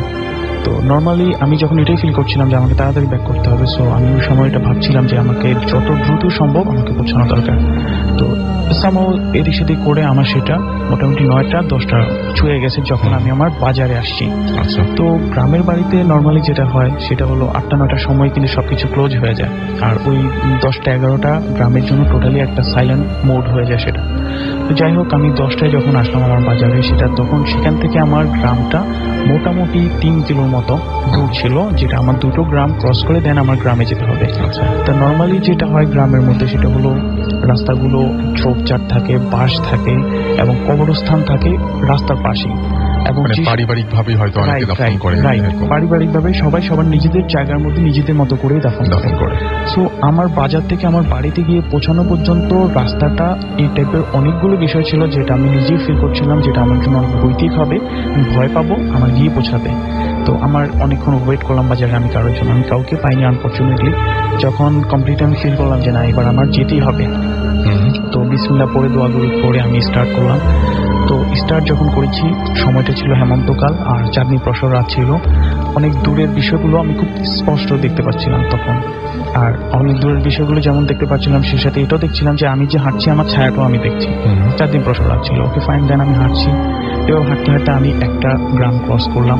তো সেই গ্রামটা ক্রস করার সময় আমার কোনো সমস্যা হয়নি। আমি তখন ফিল করছিলাম যে আমি ঠিকঠাকভাবে যাতে পৌঁছাতে পারি এবং আল্লাহর কাছে দোয়া করতেছিলাম যে আল্লাহ এই টাইপের যদি কোনো কিছু থাকে সে আমার সামনে যাতে না পড়ে, তুমি আমাকে ভালোভাবে একটু পৌঁছার সুযোগ দাও। অনেক ভয় পাচ্ছিলাম। একটা গ্রাম ক্রস করলাম, দেন সেকেন্ড যে গ্রামটা, সেই গ্রামটা থেকে আমার গ্রামে পৌঁছা পর্যন্ত এই রাস্তাটুকু অনেক বাঁশঝাড় ছিল, অন্ধকার ছিল, ইভেন দুপাশে বলতে গেলে কোনো বাড়ি ছিল না এবং কবরস্থান ছিল। তো আমার জন্য যেটা রিয়েলি টাফ ছিল এটা ক্রস করাটা, আমি যেটা হাস্যকর বিষয় ছিল বাট ওই সময় আমি করেছিলাম, যখনই একটা ঝোপ আসতো, বাঁশঝাড় আসতো, কবর আসতো, আমি তখন কিছুক্ষণ ওয়েট করতাম, ওয়েট করে আমি একটা দৌড় দিতাম। দৌড় দিয়ে আমি ওটা ক্রস করে চলে আসতাম। এটা ভয়ের কারণে? এটা ভয়ের কারণে। তো দেন আমি ওটাই যখন ক্রস করলাম আমার গ্রামের দিকে ঢুকবো, যেটা আমার গ্রামের সীমানা শুরু, তো ওখান থেকে আমার একদম টোটালি খালি ছিল সবকিছু, চাঁদনি প্রসর আমি দেখছি ভালোভাবে। এবার আমি নর্মালি হাঁটছি। তো নর্মালি যখন হাঁটছি তো আমার গ্রামে ঢুকার ফার্স্ট যে অপশনটা সেটা হলো আমার ফ্রেন্ডের রাস্তার বাম পাশে আমার ফ্রেন্ডের একটা পুকুর বাড়ি করেছিল, যারা ঢাকায় থাকতো, একমাত্র ঈদের সময় তারা বাড়িতে যেত। আচ্ছা। তো আমি যখন আসতেছিলাম বাড়িটা ফাঁকা ছিল, বাড়ির আশেপাশে কোনো গাছ ছিল না। আমি দূরের থেকেই দেখছিলাম যে ব্যালকনি দৌড়ে একজন মানুষ তাকিয়ে আছে, বাট আমার দিকে না, সেটা হলো পশ্চিম দিকে। আর আমি পশ্চিম দিক থেকে হেঁটে আসতেছি, ওই বাড়ির ডান পাশ দিয়ে আমি ক্রস করে চলে যাচ্ছি। আচ্ছা। আমার প্রথমে মনে হলো এটা হয়তো আমার ভুল ধারণা। এরপর আমি আরো একটু আগাচ্ছি, আমি করে যতটুকু আগাচ্ছি আমার স্পষ্ট হচ্ছে এবং তখন আমি শিওর হয়েছি এটা একটা ফিমেল, মাথায় ঘোমটা দেওয়া ছিল, দুটো হাত সে উপরে উঠিয়ে ব্যালকনিটা ধরে রেখেছে। আচ্ছা। এভাবে যখন আমি টোটালি ক্রস করতেছি, আমি তো এমনি ভয় পেয়ে আছি, এই বিষয়টা আমার কাছে ওই সময় তেমন একটা বিষয় লাগছে না, আমার ফিল করছি হয়তো কুকুরা বাসা আসছে। এই জন্য আমি যখন বাড়িটা ক্রস করবো তখন ওই ফিমেলটা একটু আমার দিকে ঘাড় পাকালো। আমার চোখাচোখি হয়েছে কিনা আমি বুঝতে পারিনি, বাট আমি ফিল করলাম সে আমার দিকে তাকিয়েছে। তাকানোর সাথে সাথে আমি খুব দ্রুত পা চালানোর পর আমার এখানে কোনো ফিল হয়নি। আমার ফিলিং একটাই যে আমার সামনের মোড়গুলো, বাজারগুলো পার হতে হবে। তো যে সমস্ত জায়গা আমি এর আগে অনেক ঘটনা শুনেছি, বিভিন্ন সময় বিভিন্ন জনে দেখেছে এবং ঘটনা ফেস করেছে, আমি এগুলো ফেস করতে চাচ্ছি না। যাই হোক, আমি অনেক দ্রুত হাঁটলাম, হেঁটে আমাদের দোকান ছিল, দোকান পর্যন্ত চলে আসছি। দোকান থেকে আমার বাড়িতে যেতে হলে একটু ঘুরে যেতে হবে, বাট ঘুরে যাওয়া আমার পক্ষে সম্ভব না, আরো অনেক বেশি নির্জন রাস্তা।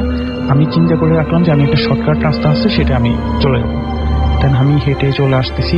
এখন আর আমি দৌড়েও কোনো লাভ হবে না, যেহেতু আমার তাড়াতাড়ি ক্রস করা আমার পক্ষে এটা সম্ভব হবে না। আমি হাঁটতেছি, ওই সময় আমার যে ফিলিংসটা হয়েছিল, যেটা আমি কখনো হয়তো কাউকে বোঝাতে পারবো না, আমি হাঁটতেছি, আমার প্রতিটা নিঃশ্বাস আমি শুনছি, আমার এই ধরনের ফিল হচ্ছিল। ইভেন পাশ থেকে কেউ যদি আমাকে আমার শরীরে যদি একটা টাচ করে, একটা নিঃশ্বাস যদি আমার শরীরের মধ্যে পড়ে, আমি জাস্ট ওখানে পড়ে যাব। আমি ফিল করছি এভাবে, এবং এভাবে আমি হাঁটছি। হাঁটতে হাঁটতে হাঁটতে হাঁটতে হঠাৎ আমার বাড়ির ঠিক পেছনে রাস্তার পাশে একটা ডোবা আছে। আচ্ছা, আমার মনে হচ্ছে ওই ডোবাতে কেউ বসে আছে। তো অফ হোয়াইট একটা কাপড় পরে বসে আছে। তো আমি হাঁটতেছি, ফিল করতেছি যে এখানে কে, বাট আমি কিন্তু আমার হাঁটাই স্টপ করতে পারছি না, আমি হেঁটে যাচ্ছি। তো হঠাৎ করে আমি নিজেই বলে ফেললাম এখানে কে। তো যখনই আমি এখানে কে বললাম, তখনই পাশ থেকে একটা ফিমেল আমাকে সাউন্ডটা রিপ্লাই দিল যে যিনি আমরা জানি আমাদের গ্রামের একজন পাগলিনী, সচরাচর গ্রামে থাকে না, কখন আসে কখন যায় এটা আসলে বলতে পারে না, টের পায় না, রাত বিরাত উনি এভাবে ঘুরে। উনি যখন আমাকে আমাদের গ্রামের বাসায় বললো, তখন আমার অ্যাটলিস্ট এটা ফিল হলো যে উনি কেন এখানে আছে, এটা আমার ফিল হয়নি। আমার ফিল হলো আমি এতক্ষণ পর একটা মানুষের দেখা পেয়েছি, না ওকে, আমি এবার ভালো ফিল করতে পারি। তাই আমি বললাম আপনি এখানে কি করেন? উনি এখনো দূরে। উনি তখন হাসলো, ওনার দাঁতগুলো চোখগুলো জল জল করতেছে, আমি বলবো না, বাট আমার কাছে অন্য টাইপের মনে হয়। উনি হাসলো, হেসে বললো আমি আমার হাঁড়ি পাতিলগুলো বুঝছি। বাট ওই পাগল উনি কখনো গ্রামেই থাকে না, তার হাঁড়ি পাতিল আসবে কোথেকে? আমি এটা ওই সময় ভাবিনি। আমি করলাম কি, ওখান থেকে স্ট্রেট একটা ছোট খ্যাত আছে আমার বাড়ি যাওয়ার জন্য, আমি ওটা দিয়ে অনেক জোরে একটা দৌড় দিয়ে ঠিক আমার একদম বিল্ডিং এর দরজা এসে নক করলাম। আব্বু আম্মু দুজনে উঠলো, উঠে এসে খুলে আমাকে অনেক বকাবকি করলো কেন আমি এতক্ষণ বাইরে। আমি আর কিছু বলিনি, হাত পা ধুয়ে আমি ভিতরে ঢুকে গেলাম। আমার রুমে আমি শুতে চলে এসেছি, খাওয়া দাওয়া করি। তো আমার রুমটা যেটা, সেটা হলো আমাদের বিল্ডিংটার নর্মাল যে পিঁড়িটা, এটা উঠোন থেকে অনেক উঁচু করে করা হয়েছে। তো আমি আমার রুমের মধ্যে শুয়ে গেছি, আমার মুখটা আমার জানালা একদম পাশেই ছিল, আর জানালাটা আমি খোলা রাখতাম। আর জানালার একটু পরেই একটা আম গাছ, অনেক বড় আম গাছ ছিল, সেটা স্পষ্ট ভালোভাবে দেখা যায়, চাঁদনি প্রসর রাত ছিল। তো ফাইন, আমি শুয়ে গেছি। আমার যা যা হয়েছে এগুলো আমার কোনো কিছু মনে নেই, কারণ আমার লাস্ট ঘটনাটা ছিল যে পজিটিভ, যে আমি একজন মানুষের দেখা পেয়েছি, তো আমার কোনো পয়েন্ট। ওকে ফাইন, দেন আমি শুয়ে আছি। একটা সময় আমার ঘুম চলে আসছে। ঘুম চলে আসার পরে অনেকক্ষণ পর, এটা শুধু আমি ফিল করি না, আমার মনে হয় শ্রোতারাও এটা ফিল করে, আপনি যদি কোথাও ঘুমিয়ে থাকেন, যদি ওই সময় কেউ আপনার দিকে তাকিয়ে থাকে, অথবা কেউ যদি আপনার রুমে আসে, তাহলে কিন্তু আপনি সিক্স সেন্স এটা কিন্তু আপনাকে নোটিস করবে। তো আমার হঠাৎ আমার মনে হচ্ছে যে আমার জানালায় কেউ দাঁড়িয়ে আছে, আর আমার খাটটা জানালার সাথে লাগানো ছিল। আমার জানালায় কেউ দাঁড়িয়ে আছে। আমি চোখ খুলবো করে অলসতার কারণে অনেকক্ষণ পর্যন্ত চোখ খুলিনি। তো একটা পর্যায়ে না এবার চোখ খুলি, এইভাবে ফিলটা হলো, বাট আমার ভাবনাটা কিন্তু ভাবতেছি চোখ বন্ধ। দেন আমি অনেকক্ষণ পরে আমার চোখটা খুললাম, আর চোখটা খোলার পর আমি যেটা দেখলাম, যে ভয়টা পেলাম, আমি এটা দোয়া করবো যাতে কখনো কোনদিন এই ধরনের ঘটনা কেউ যাতে ফেস না করে। আমি দেখলাম একটা বডি, কোনো শ্যাডো না, একটা বডি, যেটা একদম আমার জানালার শেষ প্রান্ত পর্যন্ত গিয়ে পৌঁছালো। এর আগে আমি একটু বলিনি, কেউ যদি নর্মাল উচ্চতার কেউ আমার জানালায় দাঁড়ায়, পিঁড়িতে দাঁড়িয়ে, আমি তার ম্যাক্সিমাম বুকের উপরের থেকে দেখবো। আর কেউ যদি অনেক লম্বাও যদি কেউ আমার উঠোনে দাঁড়ায়, তাহলে কিন্তু আমি তার চুল দেখতে কষ্ট হয়ে যাবে যদি আমি শোয়া থাকি। আমি দেখলাম ওনার টোটাল বডিটা একদম জানালার শেষ প্রান্ত পর্যন্ত গিয়ে পৌঁছাইছে। আচ্ছা, আমি চুপ করে এরপরে অনেক জোরে একটা চিৎকার দিলাম। চিৎকার দেওয়ার সাথে সাথে আমার আব্বু আম্মু আমার অপোজিট রুম থেকে দৌড়ে আসে। বাড়ির যে ঘরগুলো ছিল প্রত্যেকটা রুম থেকে বলা শুরু করছে জোরে জোরে, যে ছেলেটাকে সবসময় বলে জানালা বন্ধ করে ঘুমাতে, কেন বন্ধ করেনি? কারণ আমার জানালার পাশের ঘরটাই ছিল বাগানে চলে গেছে ডিরেক্ট। তো আমি যেটা ভয় পেলাম আমার আম্মু এসে শোয়ার পর, আমি সেটা নিজে ফিল করলাম। আমি এই ধরনের ফেস কখনো দেখিনি, দেখার আশাও করি না। ফেসটা অদ্ভুত রকমের ছিল, এবং যেটা দেখে আমি ভয় পেয়েছি, চিৎকার দিয়েছি, সেটা হলো পুরো ফেসে একটা মাত্র চোখ ছিল, এবং চোখটা ছিল মাঝখানে। আমি যেটা দেখেছি, চোখটা আমি খোলার পর সে স্পষ্ট আমার দিকে ভাবে তাকিয়ে আছে। নিচে আমি নিচে, সে আমার দিকে ভাবে তাকিয়েছে। আমি যখন চিৎকার দিয়েছি, চিৎকার দেওয়ার পর সে কিন্তু সাথে সাথেই চলে যায়নি। চিৎকারটা সে বুঝতে পেরেছে, বুঝতে পারার পর আমি দেখলাম সে নেমেও গেল না, কিচ্ছু করলো না, সোজা সে চলে যাচ্ছে ভাসমান অবস্থায় আম গাছের দিকে। তো এটা যখন আমি ফিল করলাম যে অন্য কেউ যদি হয়, মানুষ যদি হয়, ঠিক আছে, সে যেভাবেই দাঁড়ালো, তো সে এভাবে তো যেতে পারবে না। আম্মা আমার কাছে কোনো কিছু জানতে চায়নি, জানালা বন্ধ করে দিল। আমি এখন কিছু বলিনি। সকাল হলো, আম্মা পরের দিনে আর ঘটনা শুরু হলো। আম্মা করলো কি, সকালবেলা আমাদের আলমারির কাছে সামনে কোরআন শরীফ পড়তেছে। তো আম্মা সবসময় আমাকে বকাবকি করে, কোরআন শরীফ পড়। আমি নামাজ পড়ে কোরআন শরীফ পড়বো না, ফিল করলাম জাস্ট অজিপা পড়বো। আলমারি থেকে আমি দাঁড়িয়ে অজিপা নিলাম। অজিপা নেওয়ার পরে যেটা আমার কখনো হয়নি। ওইটা নিয়ে আমি ব্যাক করলাম, জাস্ট পিছনে ফিরলাম। পিছনে ফেরার পর পুরো আলমারি আমার পিঠের উপরে। এরকম একটা দুর্ঘটনা ঘটেছে? হ্যাঁ, পুরো আলমারি আমার পিঠের উপরে। আমার সাথে সাথে চিৎকার দিল, সবাই আসলো, সবাই আলমারি উঠিয়ে ধরলো। তো এরপর আমি চললাম, আমার কোনো ক্ষতি হয়নি। বাট এটা হওয়ার কোনো সম্ভাবনা ছিল না, পসিবিলিটি নেই, বিকজ আমার ছোট ছোট বাগিনা বাগনি আছে, তারা এটার উপর অনেক সময় উঠে লাফাতো, অনেক সময় করতো, কোনো কিছু হয়নি। আমি স্বাভাবিক উচ্চতায় আমি হাত দিয়ে জাস্ট উপরের থেকে নিলাম, নিয়ে আমি ব্যাক করলাম। যাই হোক, ওই দিন ছিল স্যাটারডে, কিন্তু প্রবলেমগুলো হচ্ছে। আচ্ছা, আপনি দীর্ঘদিন দেশের বাইরেও ছিলেন। আচ্ছা আচ্ছা। এবং সেখানেও আপনার অনেক প্রবলেম হয়েছে, এবং আপনি একটু ছোট্ট করে বলবেন, যেহেতু আমাদের সময় খুব কম, ছোট্ট করে বলবেন। আমি ছোট করে বলছি। এর পরবর্তীতে ওই দিন আমার একটা ঘটনা ঘটেছিল, আমি আর এটা শেয়ার করছি না। দীর্ঘদিন আমি এরপর আমি দেশের বাইরে চলে গিয়েছি, তখন আমাকে কিছু তাবিজ দিয়েছিল, তখন আমার কোনো প্রবলেম ছিল। বাট আমি পড়ালেখা করার জন্য সাইপ্রাস গিয়েছিলাম, তো ওই সময় আমার তাবিজ এগুলো আর আমার অতটা ফিল ছিল না। আমার তাবিজ যে কেন আমি লস করেছি। যাই হোক, একটা সময় ছিল, ওটা সামার হলিডের পরে, শীতের আগে মুহূর্তে যেটা আর কি, সেটা হলো ওই সময় আমাদের ওখানে আমরা যারা স্টুডেন্ট ছিলাম, পার্ট টাইম জব করতাম, আমাদের কিছু কাজের প্রবলেম হতো। তো আমি অনেকদিন থেকে আমার এক বড় ভাই আমাকে বলতেছিল যে তুমি ভিলেজ এরিয়াতে যাবা কিনা, ওখানে এক ধরনের ফার্ম আছে, শিপ ফার্ম, ছাগলের ফার্ম, ওগুলোতে তুমি একটা পার্ট টাইম জব করে আসতে পারবা কিছুদিন, 1-2 মাস। তা আমি লাস্ট পর্যন্ত দেখলাম যেহেতু আমার কোনো অপশন নেই, আমার ওখানে যাওয়ার দরকার। ওখানে আমি গেলাম। নর্মালি ভিলেজগুলো হয় সিটি থেকে অনেক দূরে, আর ভিলেজ থেকে ফার্মগুলো আরো অনেক দূরে হয়, সাধারণত প্রত্যন্ত এলাকায়, যেখানে অনেক বন টাইপের থাকে, এবং ওখানে হয়। আমি যখন ওখানে যাচ্ছি, আমি জেনে যাচ্ছি ওই বাড়িতে, ওই ফার্মে আরো কয়েকজন লোক থাকে, এটা জেনে আমি গেলাম। আচ্ছা। তো আমি যখন ওখানে যাচ্ছি, তখন সন্ধ্যা হয়ে গেল। সন্ধ্যা হওয়ার পরে দেন আমাকে আমার যে ফার্ম মালিক ছিল, উনি আমাকে ওনার গাড়ি করে আমাকে ভিলেজ থেকে নিয়ে যাচ্ছে।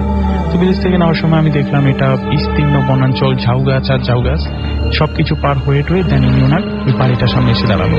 খুলে আমাকে সেকেন্ড ফ্লোরে উঠে দিল, এখানে তুমি ঘুমাবা। তখন আমি কোশ্চেন করলাম যে বাকিরা কোথায়, তখন উনি বললো যে বাকিরা আছে, তুমি ঘুমিয়ে পড়ো। ওকে ফাইন, আমি কোনো কোশ্চেন করিনি। আমি শুয়ে গেলাম, এবং আমি ওনার গাড়ি স্টার্ট নিতে শুনলাম, উনি চলে গেছে। তো আমি মোটামুটি ঘুম টাইপের আমার চলে আসে। ঘুম টাইপের চলে আসার পর মাঝরাতের পরে হবে হয়তো, এই সময় হঠাৎ একটা আওয়াজ আসলো বাইরের থেকে। আর যখনই আওয়াজ আসছে, তখনই আমার খাটটা থেকে একটু দূরে ছিল জানালাটা, আমি কিন্তু হাত দিয়ে জানালাটা ধরতে পারি, এমন সিচুয়েশনে ছিল। আমি একটু জানালাটা সরালাম, ফাঁক করার পরে দেখলাম নিচে, আমি যে ফার্মে কাজ করতে আসছি, ওই ফার্মের যে ছাগলগুলো, ওগুলো একদিক থেকে সারিবদ্ধ হয়ে বের হয়ে যাচ্ছে। আচ্ছা। আর বের হয়ে যখন যাচ্ছে, আমি চিন্তা করলাম এগুলো কোন দিকে যাচ্ছে। তখন দেখলাম এগুলো সোজা সামনের দিকে চলে যাচ্ছে, এবং একটু দূরেই একটা সাদা টাইপের বাড়ির মতো দেখা যাচ্ছে। সাদা টাইপের বাড়ির মতো দেখা যাচ্ছে, আর প্রত্যেকটা ছাগল মানে একজনের পিছনে একজন এভাবে করে সারিবদ্ধভাবে চলে যাচ্ছে। আচ্ছা। বিষয়টা আমার ভয় লাগেনি, আমি জাস্ট ফিল করলাম হয়তো ওগুলো কোনো কারণে ওখান থেকে বের হয়ে গেছে, এই জন্য ওগুলা এভাবে করছে। তখন আমার মনে হলো আমি কি নামবো, এগুলো ঠিক করবো। তখন আমার মনে হলো না, বাড়িতে তো আরো লোক আছে, আমি এটা দেখার দরকার নেই। আমি শুয়ে পড়ছি, ঘুম চলে আসে। সকালবেলা ঘুম আসার সাথে সাথে আমি নিচে দৌড়ে চলে আসি। আসার সময় আমি কাউকে কোনো রুমে দেখিনি, নিচে বের হয়ে আসলাম। এসে আমি যেটা বাইরে তাকালাম, দেখলাম ছাগলগুলো সব ভিতর, গেট বন্ধ করা। তখনই আবার আমি সামনের দিকে তাকালাম যে বাড়িটা আছে কিনা, এটা আমার ফিল ছিল না। আমি এমনি নর্মালি তাকাইছি, তাকানোর পরে দেখলাম কোনো বাড়ি নেই। তখন একটু আমার কেমন জানি লাগলো যে বাড়িটা কোথায়। তখন আমি ভাবলাম যে ঝাউ গাছের আছে তো, কত পিছনে স্টেশন হতে পারে। এমন অবস্থা আমার মালিক আসছিল। যাই হোক, পুরোদিন আমি ওনার সাথে কাজ করছি। অনেকবার ওনাকে কোশ্চেন করলাম যে বাকিরা কোথায়। উনি আমাকে বলতেছে বাকিরা আছে, অন্য জায়গায় গেছে, ওরা আসবে, তুমি তোমার মতো করে কাজ করো, ডোন্ট ওয়ারি। তো আমি কাজে মন দিছি। দুপুরের পরে উনি চলে গেছে। সন্ধ্যাটা যখন আসতেছে, তখন আমি উপরে চলে গেছি, যেহেতু এখন কেউ নেই। উপরে চলে গিয়ে আমি ভাবতেছি এখন সব একটা একটা করে। এরপরে যাই হোক, আমি খেয়ে আমি শুয়ে পড়লাম। শুয়ে পড়ার পর আগের রাতের ঘটনাগুলো আমার কিছু মাথায় ছিল না। হঠাৎ করে সেম আগের রাতের মতো আবার আমার আরেকটা সাউন্ড হলো।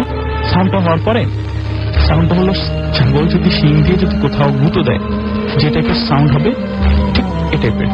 তো আমি আবার ঘুম ভেঙে গেল। ঘুম ভাঙার পর আমি দেখলাম যে আজকে একটু দেখি।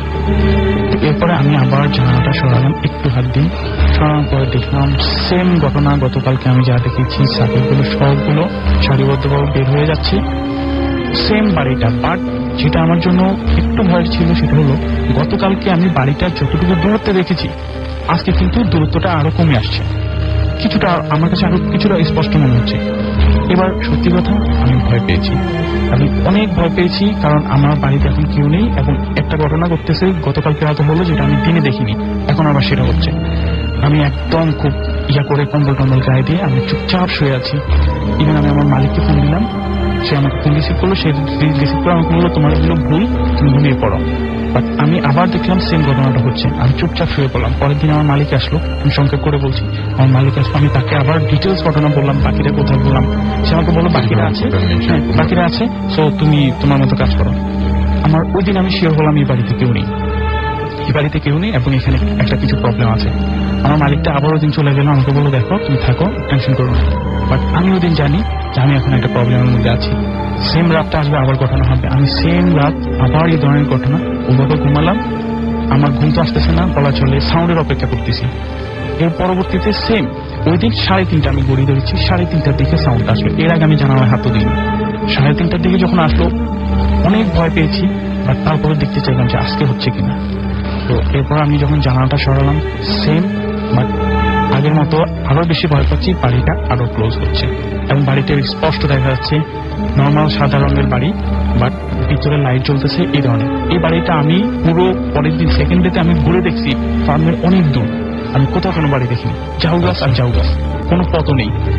আমি যখন এটা দেখলাম তখন যাই হোক আমার যতটুকু দোয়াদুরি জানি ততটুকু দোয়াদুরি করলাম, অনেক কান্নাকাটি করেছি। এখানে আমার মোবাইল থেকে বাড়িতে ফোন করেছি, আমার আব্বুর সাথে কথা বলেছি, আম্মুর সাথে কথা বলেছি। এখানে যখন কথা বলতেছি তখন বাংলাদেশে ফজরের আজান দিচ্ছিল, আমি শুনতেছিলাম।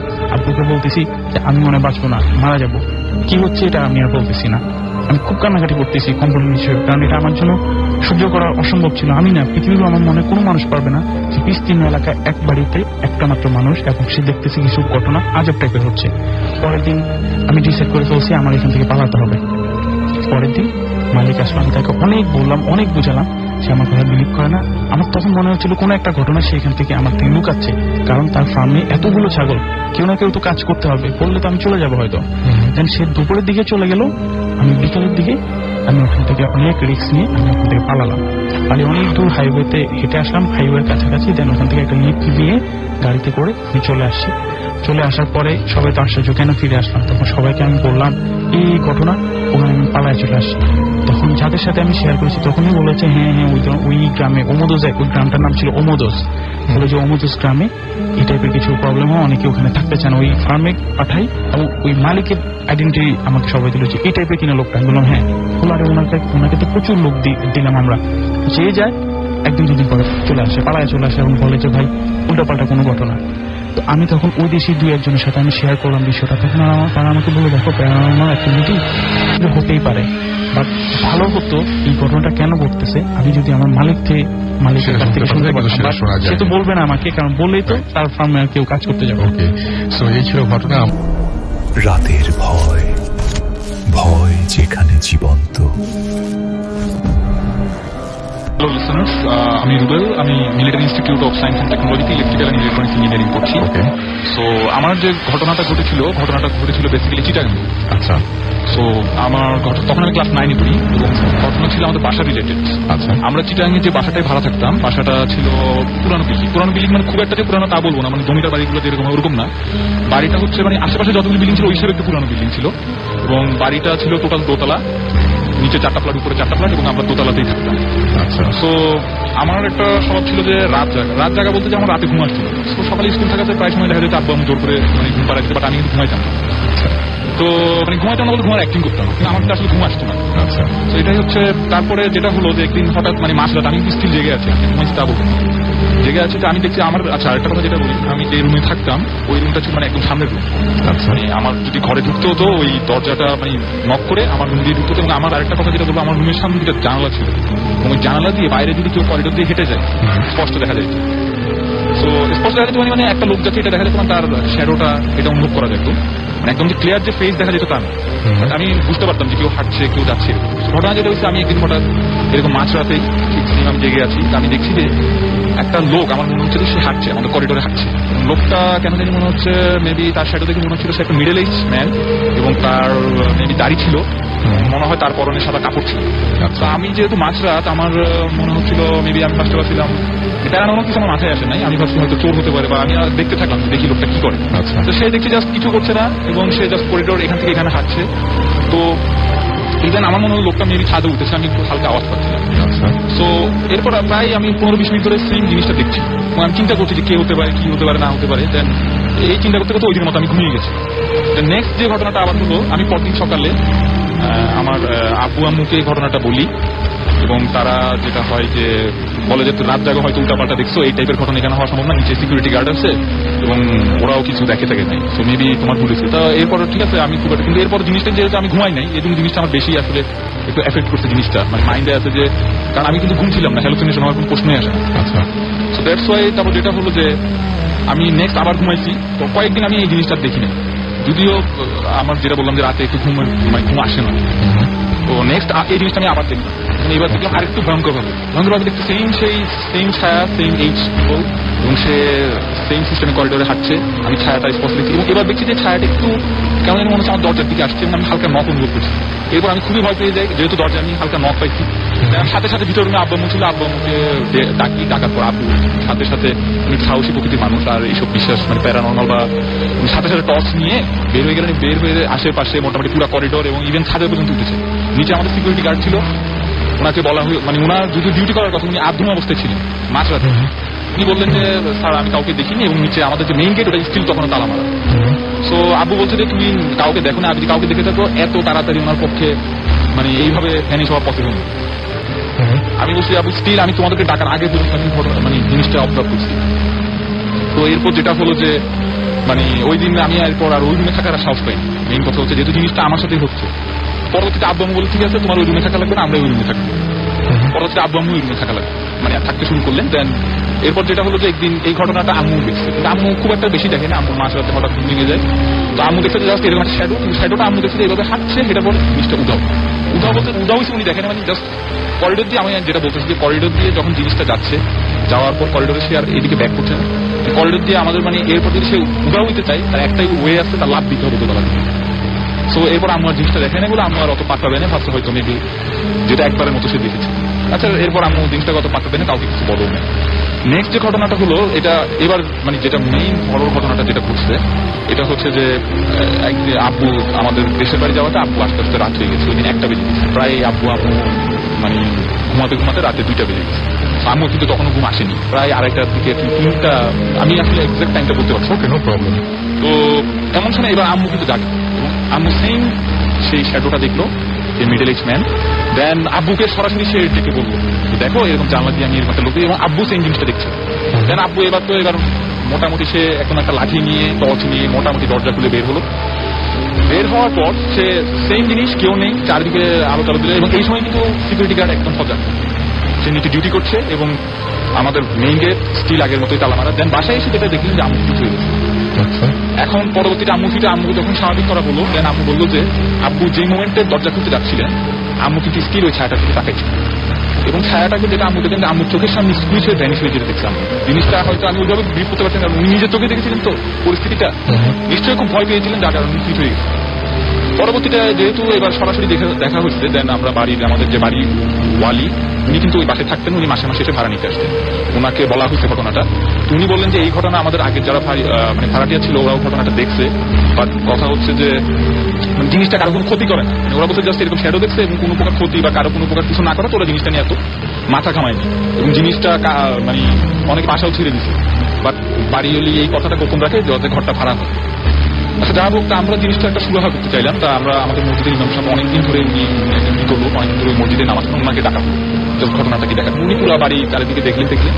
আর আরেকটা কথা যেটা বলে রেখে, আমাদের বাড়ির সামনের জায়গাটা কিন্তু পুরো ফাঁকা, আর যদি নিচে কোনো মানুষ হেঁটে যায় ওনার ছায়াটা নিচতলায় আসে, দোতলায় কিন্তু একটা মানুষের ছায়া পসিবল না, মানে যদি তো হুজুর বললেন যে হুজুরের কাছে একটু সন্দেহ হলো, বাট উনি সরাসরি কিছু বললেন। উনি আমাদের বাড়িওয়ালিকে জিজ্ঞেস করলেন যে আচ্ছা এই ঘরের কনস্ট্রাকশনের সময় কি হয়েছিল আমাকে বলেন।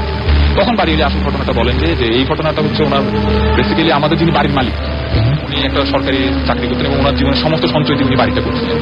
তো দেখা যায় যে জীবনের শেষ পর্যায়ে উনি খুব হতাশ ছিলেন ওনার ভাইদের সাথে এই সম্পত্তিজনিত কারণে। তো এই বাড়িটা উনি ওনার জীবনের সব সঞ্চয় দিয়ে করছিলেন এবং বাড়িটা যখন দোতলার কাজ কমপ্লিট হয়েছে দেন টাঙ্কি করার সময় ঘরটা কিন্তু 5 তলা ফাউন্ডেশনে, তো দোতলা করার সময় টাঙ্কি করার সময় দিনের বেলায় হঠাৎ আচমকা ছাদ থেকে পড়ে মারা যায়। তার মৃত্যু ঘটনাটা একটু রহস্যময়, কারণ একটা মানুষ দিনের দুপুরে এইভাবে ছাদ থেকে পড়ে মারা যাওয়াটা এটাও একটু অন্যরকম, বাট এটা নিয়ে খুব একটা ঘাটাঘাটি হয় নাই। নর্মালি সে মারা যায় এই কারণে ঘরটা দোতলা এবং এরপর মানে পাড়া হয়নি, 5 তলা করা হয়নি। নেক্সট হুজুর বললেন যে আপনারা যে লোকটা দেখেছেন তার একটু বিবরণ জাস্ট সেম যে একটা সাদা শ্যাডো মিডল এজে মেবি দাঁড়িয়ে হতে পারে। দেন বাড়িওয়ালি জিজ্ঞেস করলেন যে আপনার হাজবেন্ডকে দেখতে, মানে বাড়িওয়ালি বললেন জাস্ট মানে আমার হাজবেন্ড দেখতে ওই টাইপেরই ছিল, যেটা আমরা এক্সাক্ট তার চেহারা বলতে পারছি না। তাইলে হুজুর বললেন যে মেবি তার ঘরটা করার সময় তিনি যখন মারা যান মেবি তার যে আত্মাটা ওইটা শান্তি পায় না, কারণ ঘরটা উনি দেখে যেতে চাইছিলেন এবং উনি সেটেলমেন্টের জন্য ঘরটা করছিলেন। মেবি ওনার এই আত্মাটাই এই পুরো বাড়িতে আচরণ করেন এবং মেবি ওই জিনিসটা এবং কারো কোনো ক্ষতি করে না, সে জাস্ট ঘুরে ঘুরে দেখে। আচ্ছা, এরপরে যেটা হলো হুজুর যে হুজুর বললেন যে ঘটনাটা একটু সুরাহা, মানে উনি বললেন যে একটা গরু সৎকা দিয়ে মোটামুটি এলাকার যত গরিব মানুষ আছে ওদেরকে খাই দিয়ে হুজুর একটা ওই দিন দোয়া মাহফিলের আয়োজন করলেন, কোরআনের খতম করা হলো ওই দিন। দেন এরপর যেটা হলো যে মানে এরপর আর এই ধরনের ঘটনা আমরা দেখিনি। আচ্ছা, উনি আরেকটা মাসের কাছে প্রতি রুমে রুমে বা পুরো ঘরটাতে দোয়া করে পুরো ঘরটা বন্ধ করার মতো একটা ব্যবস্থা করলেন। এরপর আমরা এরপর স্টিল ভাই আমি মানে পাশের পর আমার নরটিম কলেজে ভর্তি সুবাদে আমি ঢাকায় চলে আসি। দেন এরপর আমার চিটাং যাওয়া হয়েছে। চিটাং যাওয়া আমি এখন ওই এলাকাতে যাই, ওই এলাকাতে যে আমি স্টিল ওই ভাড়াটিয়াদের সাথে কথা বলছি, ওরা বলছে যে না ওরা আর এই রিলেটেড কিছু দেখেনি এবং স্টিল ওখানে ভাড়াটিয়া হচ্ছে, ওই বিল্ডিংটা স্টিল এখনো চিটাঙে আছে। Thank you. রাতের ভয়, ভয় যেখানে জীবন্ত। আমরা চলে যাই পরবর্তী আমাদের গেস্টের কাছে, তার একটা ঘটনা আছে, আপনার নামটা একটু বলবেন। লিসেনার, আমি মিজান খিলগামের আগে থেকে আসছি। তো আমি আজকে যে ঘটনাটা শেয়ার করব সেটা 2002-এর দিকের ঘটনা। আমরা একটা নতুন বাড়িতে উঠি, বাড়িটাকে নতুনই করে। তো 5টা রুম ছিল, ওই বাড়িতে 5টা ভাড়াটিয়া। আমরা লাস্টে উঠি, তো উঠার সময় আমরা ওই বাড়ির কেয়ারটেকার ছিল, বাড়িওয়ালা ওই বাড়িতে থাকতো না। কেয়ারটেকারকে জিজ্ঞাসা করি যে ভাই এই বাড়িতে ঠিক মতো পানি গ্যাস এগুলো থাকে কিনা। উনি বললো ঠিক আছে, সব ঠিক মতো থাকে। তো আমরা ওঠার পরে 1 মাস ঠিক মতোই সব ছিল। 1 মাস পর থেকেই সমস্যার সৃষ্টি হইল, পানি ঠিক মতো আসতো না। দিনে আসতো, রাত্রে বেশিরভাগই রাত্রে পানি আসতো না, আমরা পাশের বাড়ি থেকে পানি আনতাম। তো এরকম অনেকদিন চলার পরে তো এই কেয়ারটেকার মিস্ত্রি আনার পরে সে পানি দিনের বেলাতে আসে, রাতের বেলাতে আসে, এরকম চলতেছে। একদিন আমার মা, আমাদের ঘরটা কলপারের সাথে ছিল, রাতে শুনতেছে যে কেউ কল থেকে পানি নিচ্ছে, পানি পড়ার শব্দ হচ্ছে। তো মা ভাবলো রাত্রে পানি আসছে, এই কারণে সে পানি আনতে যাচ্ছে। তো দরজা খুলে কলসি নিয়ে গোসলখানে গেলেন। যাওয়ার পরে দেখতেছে যে কলপারে কেউ না, পানি পুরো ভিজে আসছে এরকম দেখা যাচ্ছে। তো কল দিয়ে চাপ দিল, টিউবওয়েল দিয়ে চাপতেছে, কিন্তু কোনো পানি আসতেছে না। মনে হচ্ছে যে অনেক যাবত কেউ টিউবওয়েল চাপে না। তো আম্মু চলে আসলো। আর কয়েকদিন পরে আবার এরকম শুনলাম, তো যে দেখে আসলে এরকম কিছুই না, পানি নেই। তো কিছুদিন পরে ওই বাড়িতে একটা ভাড়াটিয়া ছিল, উনি করলো কি রাতে টয়লেটে যাওয়ার জন্য উঠছে। ওঠার পরে যাচ্ছে, দেখে কি আমার আম্মা আপনার ওই গোসলখানাটা যেখানে ছিল পাশেই টয়লেট ছিল, আর বাঁ দিকে রান্নাঘরটা ছিল। তো দেখে কি ওইখানে আমার আম্মা দাঁড়ায় আছে। তো ওনাকে দেখে আমার আম্মা টয়লেটের দিকে গেছে।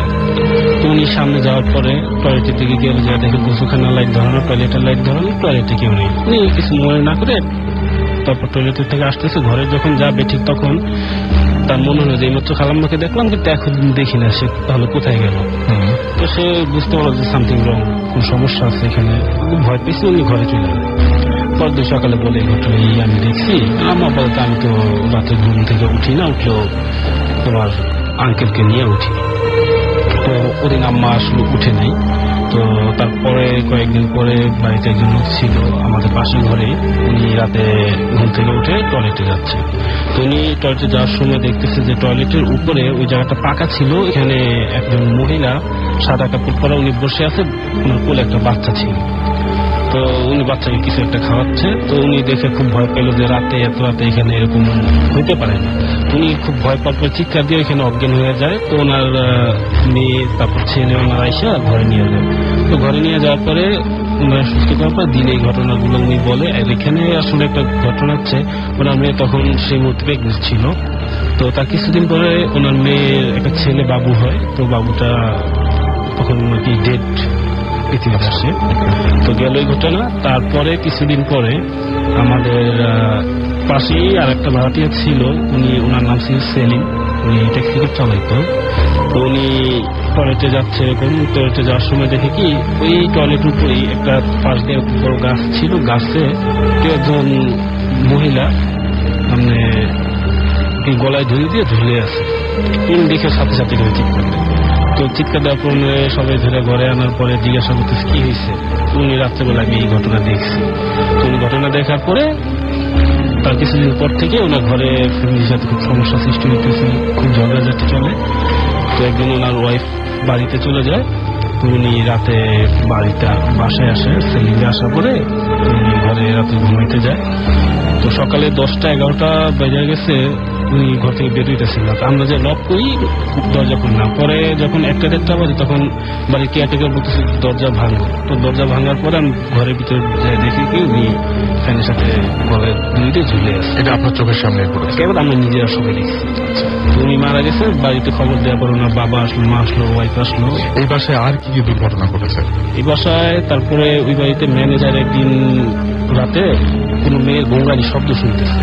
শোনার পরে সে তাড়াতাড়ি দরজা খুলে বের হওয়ার পরে দেখতেছে যে একটা মেয়ে মেঝেতে শুয়ে আছে ওই টয়লেটের কাছাকাছি। অর্ধেক বডি দেখা যাচ্ছে, অর্ধেক বডি টয়লেটের দিকে, আর পিছনে হাত বাঁধা আর মুখটা বাঁধা ছিল ওনার। তো ওই আপনার কেয়ারটেকার করলো কি ওনাকে বাঁচানোর জন্য তাড়াতাড়ি ওনার কাছে যাচ্ছে। তো কেউ টয়লেটের দিক থেকে টেনে তাকে ভিতরের দিকে নিয়ে যাচ্ছে। উনি যাওয়ার পরে যায় দেখতেছে টয়লেটের লাইট ধরানো, তারপরে দুশোখানা লাইট ধরে, কিন্তু ওই মহিলা নেই। চিৎকার দিয়ে ওখানে অজ্ঞান হয়ে পড়ে। তারপরে আপনার ওনার ছেলে আইসা দেখে যে এই অবস্থা, ওনার অবস্থা খুব তখন খারাপ ছিল। ওনারে হসপিটাল নিয়ে যাওয়া হয়। ডাক্তার উনি হার্ট অ্যাটাক করছে। হার্ট অ্যাটাক করার পরে কয়েকদিন পরে উনি ঘটনা বলে যে এই আমি দেখছি। আর 2-3 সপ্তাহ পরে উনি আবার হার্ট অ্যাটাক করে উনি ওখানে মারা যায়। তো এরকম চলার পরে আমরা যে রুমে ছিলাম ওই রুম থেকে সেলিম ভাই যে রুমে ছিল মারা গেছে, আমরা ওই রুমে শিফট হয়ে কলকাতায় ওইখানে সমস্যা থেকে ওই রুমে চলে যাই। তো চলে যাওয়ার পরে আমি একদিন রাতে শুয়ে আছি, দেখতেছি যে মনে হচ্ছে যে সেলিম ভাই বাইরে খালি গিয়ে দাঁড়ায় আছে। আমি চিৎকার দেওয়ার খুব চেষ্টা করতেছি, আমার মুখ থেকে কোনো শব্দ বের হইতেছে না। তো আমার আব্বা তাড়াতাড়ি, সেলিম ভাই মানে মৃত, যিনি ফ্যানে ঝুলে পড়েছিলেন। তো আমার কোনো শব্দ বের হতেছে না। তো আমার আব্বা দূরে আসলো, আসার পরে বলছে কি হয়েছে। আমি বলি আব্বা আমি এই দেখছি। আব্বা বলতেছি তুমি তোমার হয়তো মোবাইল দিচ্ছিল, তুমি এই কারণে চিৎকার করতেছি, শব্দ বেরোতেছিল না। তো এখানে একটা কথা বলে রেখি, ঠিক ওই মুহূর্তে আমার আম্মা ওই বাড়িতে খুব অসুস্থ হয়ে পড়ে। অনেক ডাক্তার দেখাইছি, তো কোনো সুস্থতা দেখতেছি না। তো আমি এই ঘটনা বলার পরে আমার আব্বা বলতেছে যে আমার ওয়াইফ এখানে অসুস্থ, ছেলেটা ওই যে বিভিন্ন জিনিস দেখে পাশের বাড়িতে ওইখানকার লোকাল একজন লোক ছিল মুরব্বী। তো উনি বলতেছে আসলে এই বাড়িটা একটা ডোবা ছিল, ডোবার উপরে মাটি ফেলা নতুন বাড়িটা করছে। তবে ডোবাটা যখন ছিল তখন এই যে একটা মেয়েকে কেউ মেরে ওই ডোবার ভিতরে বাসের সাথে বাড়িটা ডুবাই রাখছিল, হাত পা বেঁধে। তো তারপরে আবার ওইখানে একটা যে গাছটা ছিল ওই গাছটা নাকি একজন মহিলা সুইসাইড করছিল। তো এই ঘটনাগুলো আপনাদের বাড়ির লোকজন প্রত্যেকে দেখেছে? প্রত্যেকে দেখছে। যার সাথে যাই ঘটতেছে তাই কিন্তু কিছু না কিছু মিল আছে। তারপরে আমরা ওই